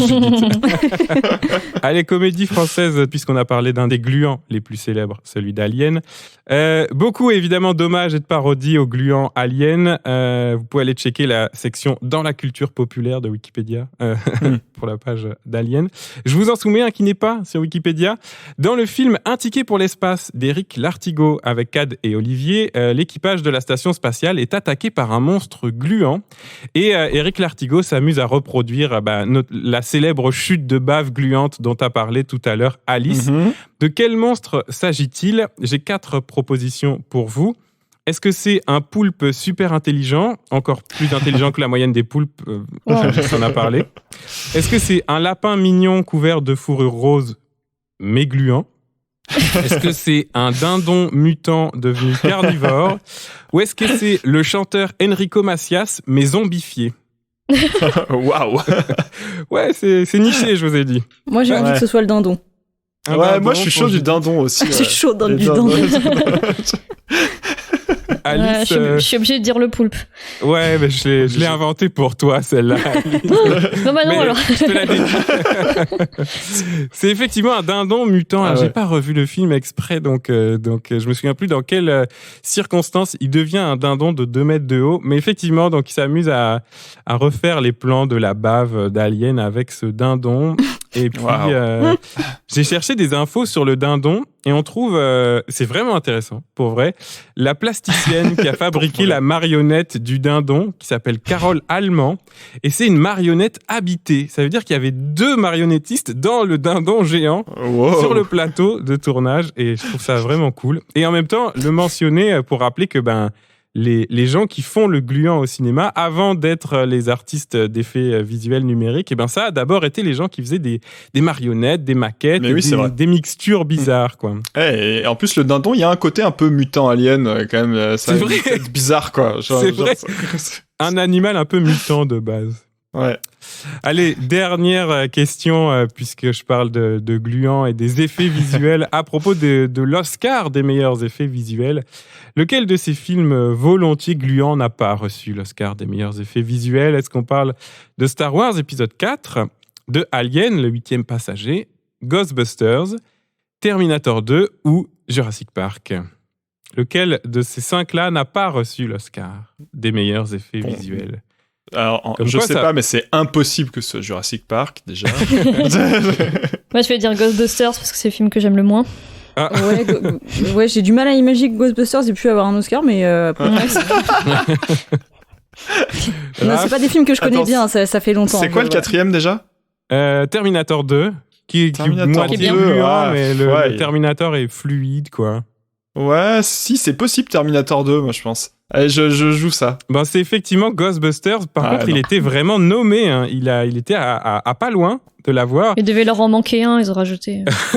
Mais en fait, non, j'ai remarqué qu'en fait, il n'y a pas le même nombre de films nommés chaque année dans les catégories. Donc, ils sont nommés vraiment parce que les gens trouvent que ça mérite d'être nommé. Intéressant. Il s'incline en 85 au profit de Indiana Jones et le Temple maudit. Ah qui est bien aussi, avec le tapis d'insectes et tout. Là. C'est cool. Il me faisait tellement peur celui-là. Et Alice, je suis au regret de t'annoncer que Starship Troopers ne l'a pas reçu non plus, comme Ghostbusters. En même temps, ils sont moches. Hein. Enfin, franchement, j'adore ce film, mais les aliens ne sont pas très bien faits. Enfin, ça vieillit. Hein. Ouais. C'est un film pas très gluant qu'il a eu, c'est Titanic. Cette année-là, donc bon. Voilà. Si je devais vous demander, parce que j'ai quand même passé beaucoup de temps sur la page Wikipédia de l'Oscar des meilleurs effets visuels, quel réalisateur ou réalisatrice, selon vous, trust cette catégorie à fond dans les 40 dernières années, là, depuis qu'il y a du gluant Depuis qu'il y a du gluant, ok. Du coup, Cameron, ça fait déjà 2. Cameron, il trust pas mal, ouais. Ah, il est bien classé. Terminator 2, Abyss, Titanic, Avatar... Ouais. Ridley Scott, ouais. Alien, Gladiator. Gladiator, il y a les meilleurs effets visuels. Ouais, alors que franchement, ils sont très pourris. Hein. Quand on les revoit aujourd'hui... Ouais, ils sont un peu cheap sur 2-3 trucs, quand même. Ouais, le fond vert où il est allongé, là, puis où il y a des roses derrière, là, ça, c'est un des trucs les plus moches de tout le cinéma de alors qu'il a fabriqué Alien, quoi. Bref. Alors, attends, qui ça pourrait être d'autre? Cronenberg? Ah non, Cronenberg, je sais pas. Je pense pas qu'il en ait eu un. Faudrait que je vérifie. Mais genre, dans ceux qui en ont eu au moins 2... Ah, il y a des grands noms, là. En plus, on en a cité tout à l'heure. Spielberg, oui, plusieurs fois. Indiana Jones, Jurassic Park. Ah oui, c'est vrai. Pour ta maman, Raph, George Lucas, évidemment, on en a eu beaucoup. Et puis, tout récemment, Christopher Nolan, Denis Villeneuve, quand même, sont vraiment... oui, ok. Denis Villeneuve, Blade Runner et Dune. Et puis Nolan, Inception, Interstellar, Tenet. Bon, voilà. Je crois que c'est un truc qu'on peut pas enlever à Nolan, c'est ça. Ouais. Que des films de gars, hein, c'est genré le gluant. Bon, c'est tout pour moi. C'était déjà très gluant. Waouh, merci. C'était bien assez. Tu nous as rassasiés. Je pense que c'est ta faute. Enfin, c'est toi qui as imposé le thème. Là, moi, je suis allé juste à fond. J'ai imposé à personne. Je vous ai proposé. Et vous avez eu le malheur de dire oui. C'est tout. J'ai pu parler de catch et des films avec Cad et Olivier. C'est bien. De toute façon, c'est toi qui vas manger après, Robin. Nous, c'est bon, c'est pas l'heure. Hein. C'est vrai, on enregistre avec le décalage horaire et pour moi, il est midi. Donc ensuite, je devrais penser à... C'est l'apéro. Effacer de mon cerveau les images du boogeyman avec ses vers de terre dans la bouche. Raph, c'est toi qui termine l'émission. Bon courage pour enchaîner avec ça. Quoique le thème est là de toute façon. Il faut y aller. Tu nous as dit que tu vas nous parler de ce qui suinte, mais on a beaucoup parlé de monstres. Toi, ce qui t'intéresse, c'est quand ce sont les héros qui suintent. Et ouais, exactement. J'ai pensé à ça parce que il y a pas longtemps, je raconte des anecdotes aujourd'hui. J'en ai rien à foutre. On est dans l'anecdote. Je vous raconte ma vie. J'étais avec la classe de BTS de ma sœur et je leur ai montré des films et on montrait des extraits de films et notamment un extrait de L'homme qui rétrécit, The Incredible Shrinking Man de Jack Arnold, un film des années 50 sur un mec qui est pris dans un espèce de nuage radioactif. C'est l'époque un peu la peur de l'atome et tout ça, et qui se retrouve à rétrécir mais progressivement. Alors du coup d'abord il est juste un peu plus petit, puis après sa femme doit lui installer une maison de poupée dans la maison à sa taille quoi, puis après il finit encore plus petit que ça. Bon, bref. Et les élèves étaient là genre mais c'est vraiment sa femme, mais ça doit être trop dur pour elle qu'il soit tout petit, tout nul là. Pourquoi elle accepte de le garder comme mari alors qu'il est miniature, c'est trop dur. Et genre bon, il y en a aussi qui étaient là en mode c'est trop mal fait et tout ça, mais bon, ça c'est pas grave. C'est un peu une série B en plus. Bah ouais, enfin c'était un réalisateur qui aimait bien aussi aller un peu à fond dans ce genre d'histoire très fantastique quoi. Et du coup voilà, il y a 2-3 élèves qui ont bien mis le doigt un peu sur le problème de genre aussi, sur qu'est-ce que ça fait que ce soit l'homme qui est le héros normalement et que là il devient tout nul quoi, parce qu'il est petit, il se fait attaquer par le chat et tout ça. Donc voilà, et ça m'a fait penser que Jack Arnold justement c'est l'homme qui a fait des films d'araignées géantes mutantes, mais aussi l'auteur d'un film un peu gluant, sorti juste avant, c'est La créature du lac Noir, en 54. C'est un groupe de chercheurs qui retrouvent une créature amphibienne préhistorique, un peu à la Godzilla, c'est un peu la même période, sauf que ici, l'animal monstrueux qui a toujours été là depuis la préhistoire, c'est un humanoïde. C'est un mec qui nous ressemble un peu, en fait, et pour qui on peut avoir plus d'affection que le gigantesque monstre qui ravage la ville, quoi. Et ça change tout, parce que du coup, le monstre, c'est plus si différent de nous que ça. Et d'ailleurs, il y a toute l'idée du film qui est que on va essayer d'expliquer ça par la biologie, par Darwin. Ce serait un ancêtre de l'humain, mais qui a pas eu le même milieu d'évolution et tout ça. Voilà. Et donc, ce qui est intéressant dans ce film, c'est qu'on suit une équipe de scientifiques. Et il y a une seule femme dans le groupe, ça aussi, c'est un truc d'époque. Elle est scientifique quand même, faut le dire. Ouais, elle est scientifique. Mais tous les mecs autour, bon, c'est censé être des biologistes, des universitaires et tout. En vrai, quand tu les vois, ils sont tous gaulés comme des aventuriers, musclés. Ça se passe en Amazonie en plus, donc ils sont torse nu, la chemise ouverte, la petite pellicule de sueur sur le front et tout. Enfin, il y a un truc, moi j'aimerais en voir plus souvent des universitaires comme ça, quoi. Et donc, voilà. Et il y a un truc hyper érotique dans l'apparence, en fait, de tous ces gars. Même homo-érotique, faut se le dire. Ouais, très homo-érotique, ouais. Et en fait, malgré ça, la romance, elle est un peu nulle. Il y a une intrigue amoureuse un peu cliché à l'ancienne qui se révèle un peu décevante. Le gars, il est juste là pour sauver la meuf, la rassurer avec un ton paternaliste, quoi. Et à côté de ça, le personnage féminin, elle va partager des vrais moments de grâce avec la créature. Il y a une scène de ballet aquatique notamment où ils dansent, la créature est sous l'eau, elle au-dessus, et au niveau de ce qu'on voit, il y a une sensualité, un érotisme qui se joue dans le monstre, qui est beaucoup plus intéressante que celle qui se joue avec tous les gros mâles alpha qu'elle a autour d'elle et qui pourtant passent leur temps vraiment à avoir cet imaginaire un peu érotique, un peu chaud, quoi. Bon voilà, on est dans les années 50, donc ça va pas évidemment jusqu'au sexe explicite avec la créature. Ceux qui ont vu La forme de l'eau de Guillermo del Toro comprendront pourquoi je parle de ça. Mais voilà, Jack Arnold, il y a un truc avec l'érotisme du gluant. Et je me suis dit, en réfléchissant, le point commun de ces deux films, finalement, c'est que c'est un film sur la faiblesse et la nullité des hommes, des mâles. Ça remet en question vraiment le modèle classique du mâle dominant, l'homme américain, fort, protecteur, qui maîtrise la situation, qui est un modèle qui, je sais pas s'il a vraiment existé dans la réalité, mais en tout cas, il a été très construit par le cinéma. Et quand on mixe les deux films, du coup, on se retrouve avec l'équation parfaite. C'est un corps humain qui devient gluant, comme celui de la créature du lac Noir, mais qui en même temps, où le film va essayer d'affaiblir un peu sadiquement son héros le plus possible, comme dans L'homme qui rétrécit, pour le faire devenir minuscule. Et cette équation, on la trouve quelques années plus tard dans plusieurs films que j'adore. Le premier, c'est le meilleur film de David Lynch de toute sa carrière. Je vous laisse me dire évidemment lequel c'est. Bah, je vois pas parce que le meilleur truc, c'est une série, mais. Non, en tout cas, ce que je considère comme son meilleur, c'est-à-dire Eraserhead en 1977, ce qui est son premier film d'ailleurs. Hein. Il fera jamais aussi bien. Eraserhead, le plus dégueu, en tout cas, ça c'est sûr. En tout cas, le plus dégueu, ouais, c'est vrai. Je suis d'accord. En gros, Eraserhead, c'est un peu abstrait, c'est très incompréhensible, mais c'est la métaphore d'une espèce de masculinité inquiète avec un héros qui est un gars avec une tête bizarre, qui arrive pas à agir sur son environnement, il va tout subir et tout au fil du film devient un danger autour de lui.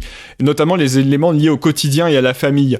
Et tous ces éléments-là, ils sont représentés justement par des éléments gluants. C'est-à-dire que d'abord, il y a un repas de famille chez ses beaux-parents, genre vraiment truc du dimanche, sauf que le poulet dans l'assiette se met à bouger, à suinter des espèces de liquides visqueux.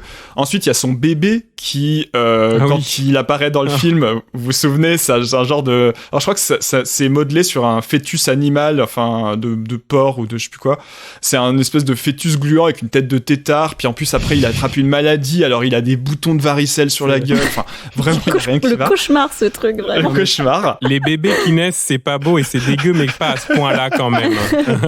Ouais, voilà, bah là ça va très loin quand même. Et puis à la fin du film, c'est lui-même qui se met à venir dégueu comme ça, puisqu'il y a un moment où sa tête se détache, elle tombe, elle se met à pourrir, et à la place, on voit toujours son costume, et la tête qui est partie est remplacée par une espèce de mini-tête, un peu comme celle de son bébé, genre vraiment tétard gluant et tout ça. Et donc du coup, voilà, il y a une espèce de truc sadique tout au long du film, on voit évoluer ce personnage qui est d'abord faible symboliquement, mais qui ensuite est faible vraiment physiquement, et ça devient de plus en plus gluant, quoi. Et je trouve que ce sadisme, il est un peu renforcé par la dimension genrée. C'est-à-dire qu'on sent bien que c'est l'histoire d'un homme qui est pas maître de son quotidien, et que le film essaye un peu de le remettre à sa place bah non, mec, t'es pas dominant, quoi. T'es juste gluant. Voilà. Et puis, voilà. À partir de là, je me suis dit, il y a quand même un mec qui fait ça, exactement ça, depuis 50 ans, et mieux que tout le monde, c'est David Cronenberg, pour qui j'ai une affection vraiment toute particulière. Et notamment dans ces films des années 80, ça commence avec Vidéodrome, évidemment dédicace à Sam de la chaîne du même nom, hein, qui je crois adore ce film aussi. Donc c'est l'histoire d'un mec qui est patron d'une petite chaîne de télé spécialisée dans le porno, le hardcore, les trucs violents, et il tombe sur un programme pirate un jour qui montre des tortures, quoi. Et puis il enquête pour voir d'où ça vient et pour essayer de s'approprier cette bande, et puis il va être lui-même contaminé par le truc, et dans son corps. Il y a déjà ce mixte organique technologique qu'il y aura beaucoup chez Cronenberg, où sa main devient un gros morceau de chair gluant en forme de pistolet dont il va se servir. Donc voilà, c'est une technologie mais qui est organique. Il lui pousse aussi un trou dans le bide qui ressemble à la forme d'une cassette vidéo, où il va pouvoir mettre les cassettes vidéo dans lui-même, en fait. Enfin voilà. Il a même à un moment une relation sexuelle avec son écran de télé. Vous vous rappelez de ça, j'imagine. L'écran qui se gonfle et qui commence à l'englober comme ça. Enfin, voilà. Il y a un truc très dérangeant dans la manière dont le personnage principal, finalement, qui est défini en plus comme voilà un mec sûr de lui, arrogant et tout ça. Côté jeune con, un peu à la Christian Bale dans American Psycho. Sauf que là, bah voilà, il va devenir totalement charcuté dans sa chair, quoi. Et puis surtout, évidemment, on peut parler de La Mouche. Vous vous souvenez un petit peu du pitch, pour celles et ceux qui l'ont vu, hein, un mec qui rate son expérience de téléportation, il y a une mouche dans le truc, et son ADN commence à se mixer avec celui de la mouche. Et là aussi, les transformations, elles sont délicieusement visqueuses, et de pire en pire en plus. C'est-à-dire qu'il commence à lui pousser des poils, un peu à la François Fillon, et puis ensuite, ça devient des plaques rouges purulentes partout sur son visage. Ses dents tombent, ses ongles tombent. Il y a du liquide qui suinte par-dessous, un peu blanchâtre. Et à la fin du film, même, il vomit sur sa nourriture pour la prédigérer, parce qu'il peut plus l'avaler avec ses vraies mâchoires. Donc, vraiment, sa gueule, à la fin du film, c'est tout ce qu'on peut imaginer de pire, de gluant sur un corps humain, quoi. On pense à tous les auditeurs et auditrices qui nous écoutent en mangeant. Hein. Qui ont probablement arrêté déjà. Ouais, je pense qu'ils ont arrêté. On est entre nous, on peut se lâcher. Ma question, en fait, c'était pourquoi j'aime voir ça. Effectivement. Parce qu'en vrai, j'adore ces films, et notamment La Mouche, pour moi, c'est un pur chef-d'œuvre du cinéma des années 80, un peu fantastique, quoi. Moi, mon hypothèse, quand même, c'est que comme t'es fan aussi de Jurassic Park, c'est que t'aimes juste les films avec Jeff Goldblum. Et bah, justement, il y a un vrai plaisir sadique pour moi, et c'est pas anodin que ce soit Jeff Goldblum, justement. Bah oui. Parce qu'en fait, il représente vraiment le héros trop parfait, un peu insupportable. Et du coup, on a un peu de plaisir à le voir souffrir parce que Jeff Goldblum, quand même, dans ce film, il est beau gosse, très façon années 80, avec les cheveux mi-longs, les poses de lover et tout. Il est brillant scientifique, il est drôle. Quand il raconte la meuf au début du film, donc c'est Gina Davis, il la chope, mais vraiment beaucoup trop facilement. Donc, il a tout pour lui. C'est vraiment vexant. Et je pense que c'est pour ça que Spielberg d'ailleurs le prend dans Jurassic Park, c'est pour jouer le mec trop parfait qui a la classe et parfois même un peu trop quoi. C'est après La Mouche Jurassic Park ? C'est quelques années après, ouais. T'as raison. Donc voilà, je trouve qu'il y a un côté un peu comme dans les teen movies avec le nul qui finit par se venger des gros gars sportifs musclés et qui finit avec la plus belle fille. Et les films, ils aiment bien nous proposer cette expérience-là, quoi. Nous mettre dans cette position un peu de rageux. Genre, vous voyez, il est trop beau, il est trop successful. Bon, on va vous le descendre, quoi. On va vous le remettre au niveau du sol. Et c'est pareil dans Vidéodrome, d'ailleurs. Enfin, et moi, ça me parle pas mal. Et d'ailleurs, dans mes recherches en ce moment, j'aime beaucoup me concentrer sur le thème de la violence féminine, notamment dans les films de genre, dans les films d'horreur et fantastiques.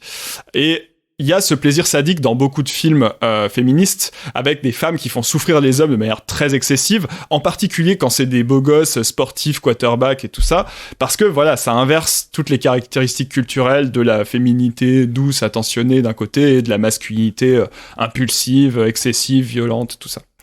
Donc, dans ces films-là, il y a déjà un truc qui, pour moi, se rapproche un peu de ça. Et la deuxième forme de plaisir que je ressens là-dessus, il est plus sadique, il est cette fois un peu masochiste.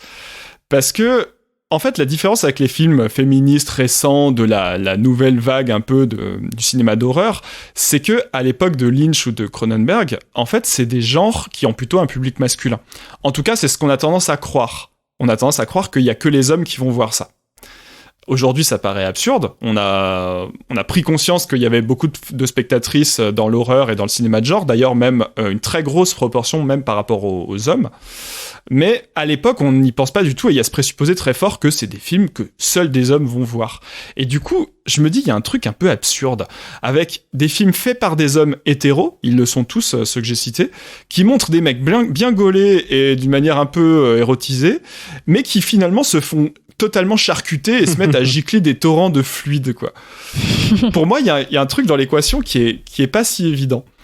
Alors un psychanalyste vous dirait oui, il y a une tentation homosexuelle refoulée, ça dérive en pulsions violentes parce que les pulsions, quand on les garde à l'intérieur, bah voilà, ça finit par détruire l'objet du désir interdit. Et puis bah finalement, la violence, c'est une manière d'exprimer que si je peux pas l'avoir, alors personne ne pourra l'avoir, quoi. Ça, c'est ce que je dirais si j'étais psychanalyste.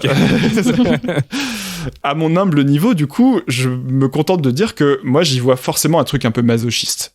Le truc de « vous inquiétez pas, on est entre nous, on est entre mecs. Je réalise le film, je suis un mec, je m'adresse à des mecs. On peut se permettre, déjà, de paraître faible.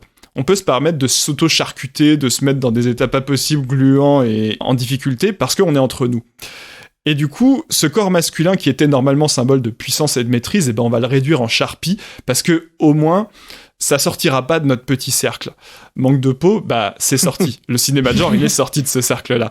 Et du coup, le plaisir qui était purement masochiste, il peut devenir aussi partagé par des femmes. En tout cas, j'espère. Je sais pas si ça vous fait ça, les filles, ce genre de cinéma, mais chez moi, ce truc un peu SM, ça fonctionne pas mal. Confession. Bon, Judith, toi qui as érigé des héroïnes féminines et demoiselles d'horreur, j'imagine que ça te parle quand même beaucoup. Cette interprétation un peu genrée quand même. Oui, bah après voilà, les interprétations genrées, elles peuvent aussi être subverties de plein de manières et c'est ce qui est intéressant, mais par contre c'est vrai que je pense que c'est aussi assez universel enfin c'est plus l'interprétation masochiste qui me parle. Enfin je pense que on souffre tous un petit peu plus ou moins d'être dans un corps. On souffre d'être dans un corps parce que c'est à travers le corps qu'on souffre, mais je veux dire un corps qui change, tu vois, un corps qui peut être victime des autres, etc.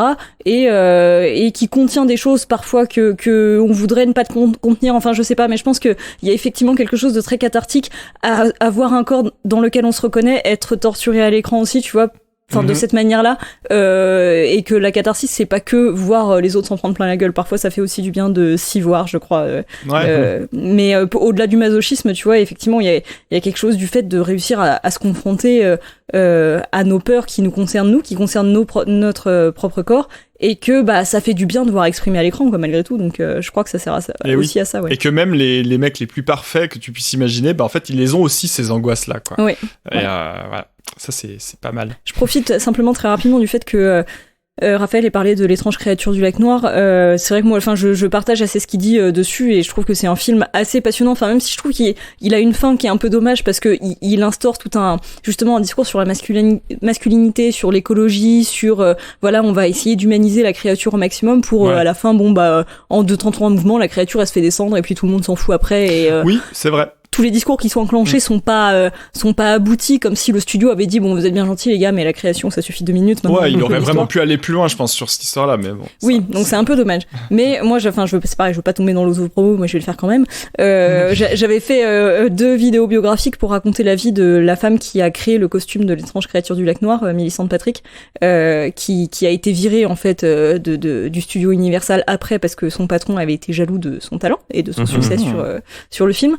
Mais c'est intéressant aussi de voir que ce costume-là a été imaginé par une femme en plus. Ouais, comme le dindon tout à l'heure.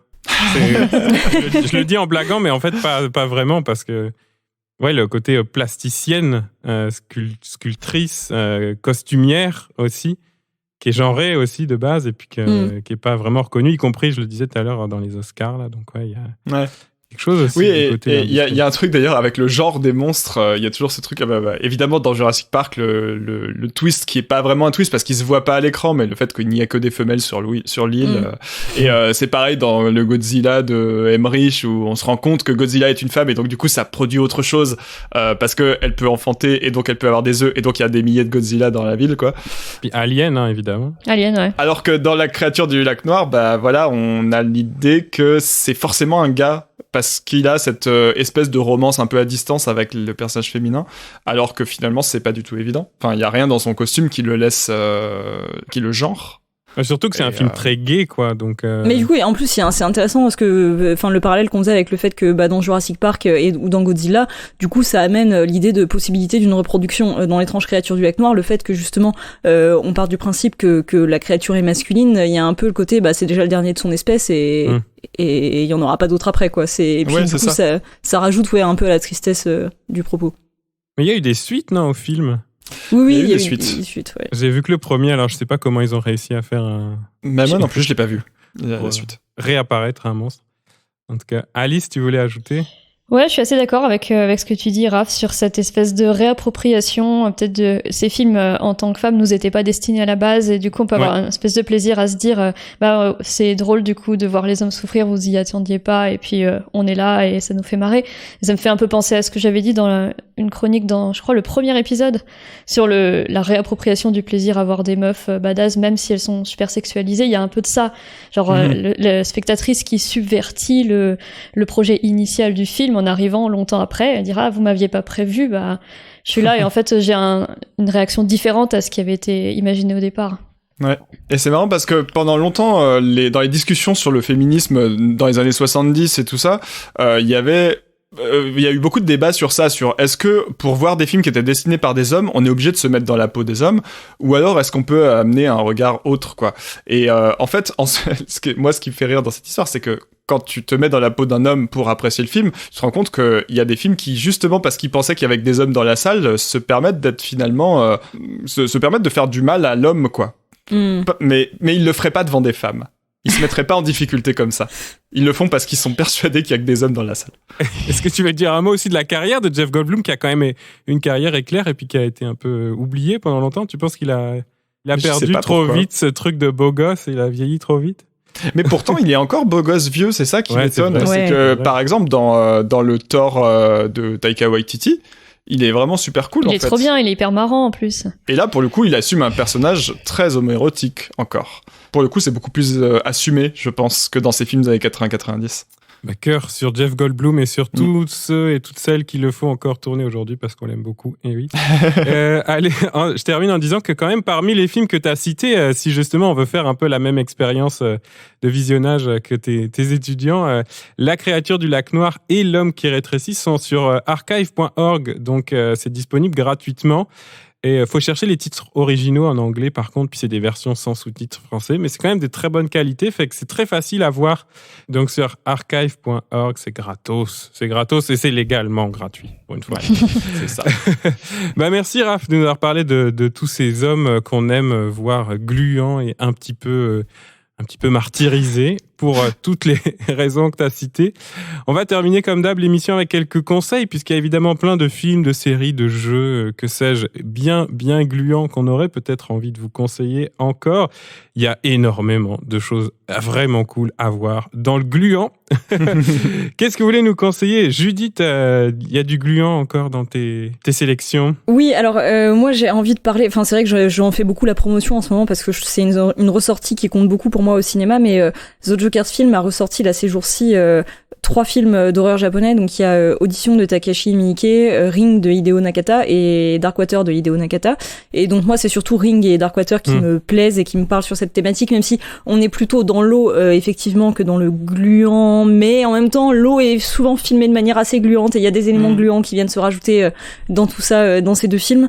En tout cas l'idée de fluide est très intéressante et d'eau mise en scène comme vecteur de la mort. Et voilà, on a la chance que ces films ressortent en version remasterisée là au cinéma dans quelques salles. Pas pour longtemps, donc voilà, il faut en profiter, il faut se jeter dessus. Moi, j'avais fait une vidéo sur Ring et je l'ai présenté dans mon ciné-club MK2 il y a quelques jours. Et puis vous aviez fait un épisode dessus aussi, si je ne m'abuse.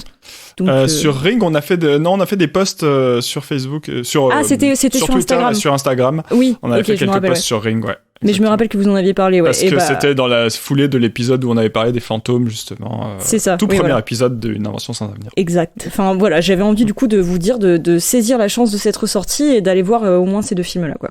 Ouais, si ça passe vers chez vous, faites-y un tour. Ouais. Et puis le lien Ring et Vidéodrome, vous pouvez aller regarder les 2 ensuite. C'est parfait. Voilà. Alice, parmi tes films préférés encore, il y a du gluant, je suis sûr.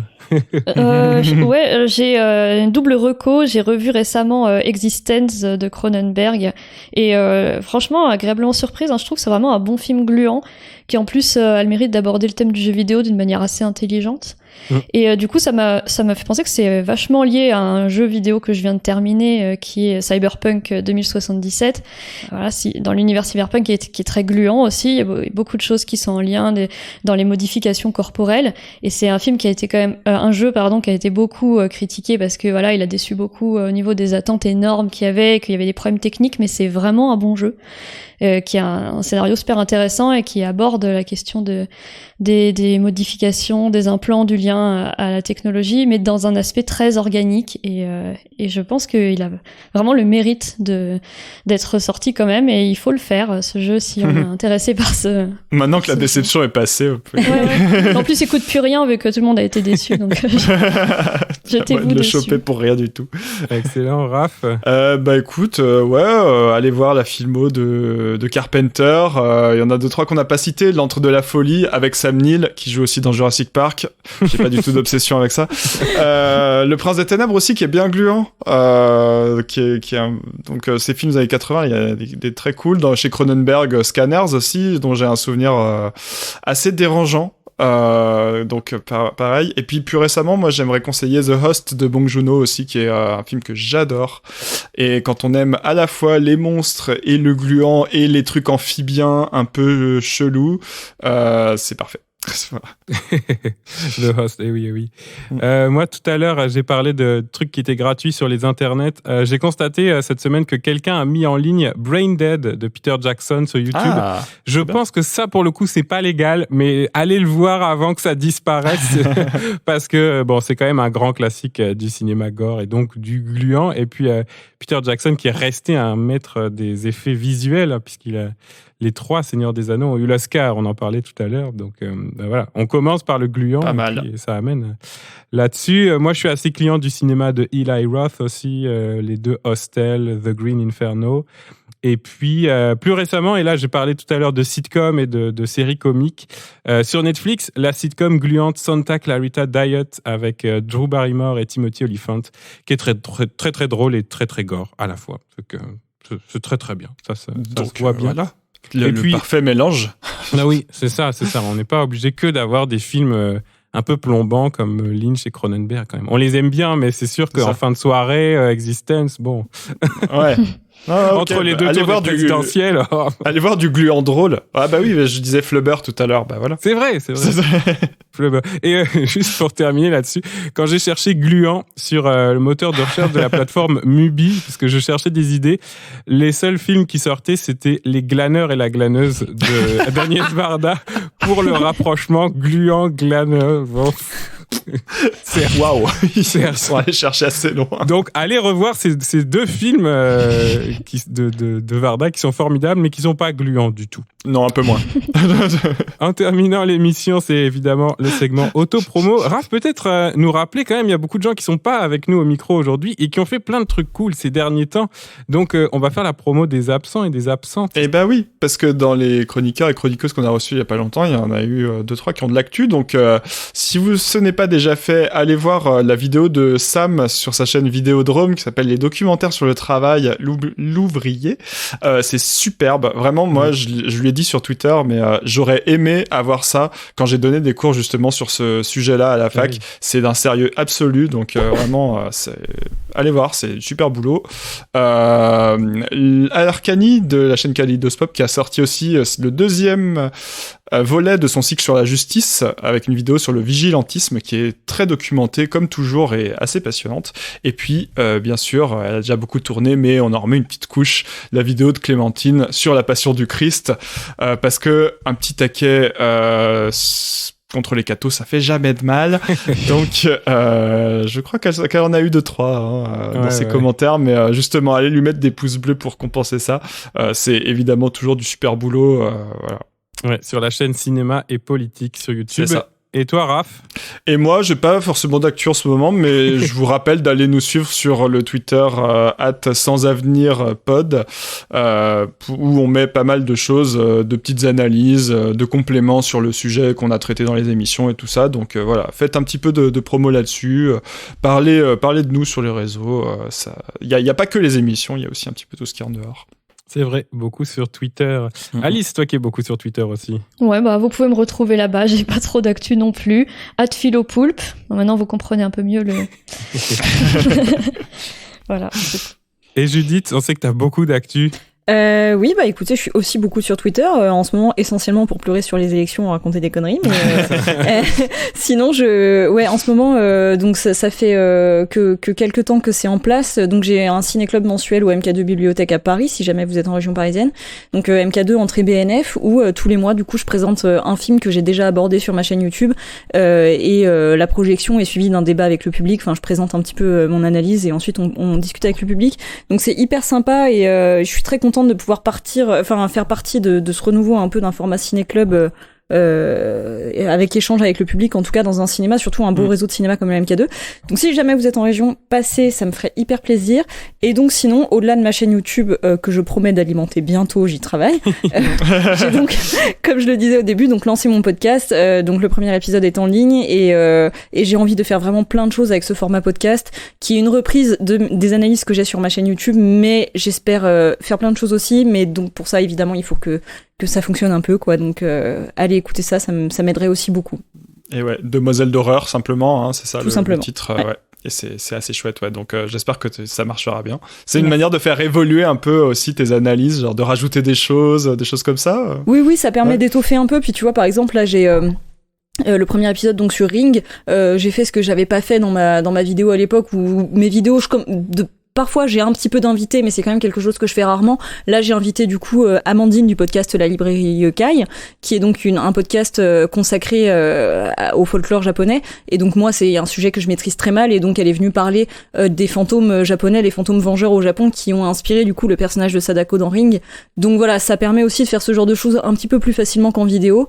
Et j'aimerais aussi, alors c'est vrai que j'en parle beaucoup, mais je sais pas encore quand est-ce que je vais pouvoir le mettre en place, proposer du contenu bonus à base de lecture de nouvelles fantastiques. Ça, j'adorerais faire ça. Donc j'y réfléchis aussi beaucoup. Cool. Chouette.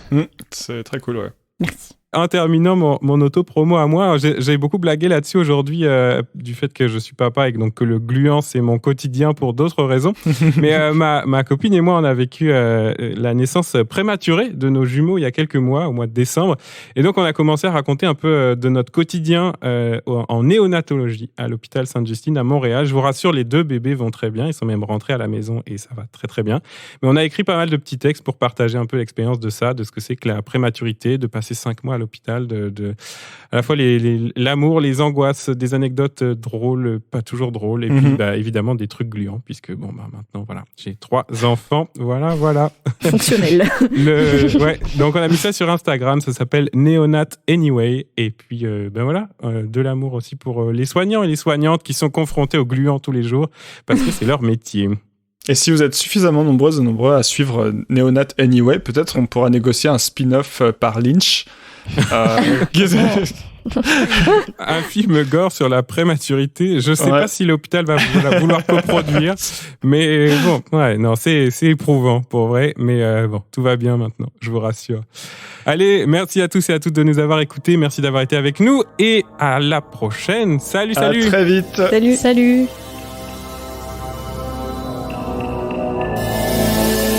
Écoute, petit, si tu vis avec nous, il va falloir t'adapter. Le coin n'est pas mal pour une bonne potée de larve. Il ne faut pas hésiter, il faut arracher la tête du ver et le manger le plus vite possible. Ah, qu'est-ce que c'est? Une larve bien grasse. Ah, quelle horreur! Simon, vous me direz où vous voulez dîner ce soir? C'est délicieux, on dirait du veau. Un peu gluant, mais appétissant. Qu'est-ce qu'il y a, vous êtes malade en voiture? Non, c'est parce que quand je suis content, je vomis. Tu finiras par t'habituer. Et là, je suis hyper content.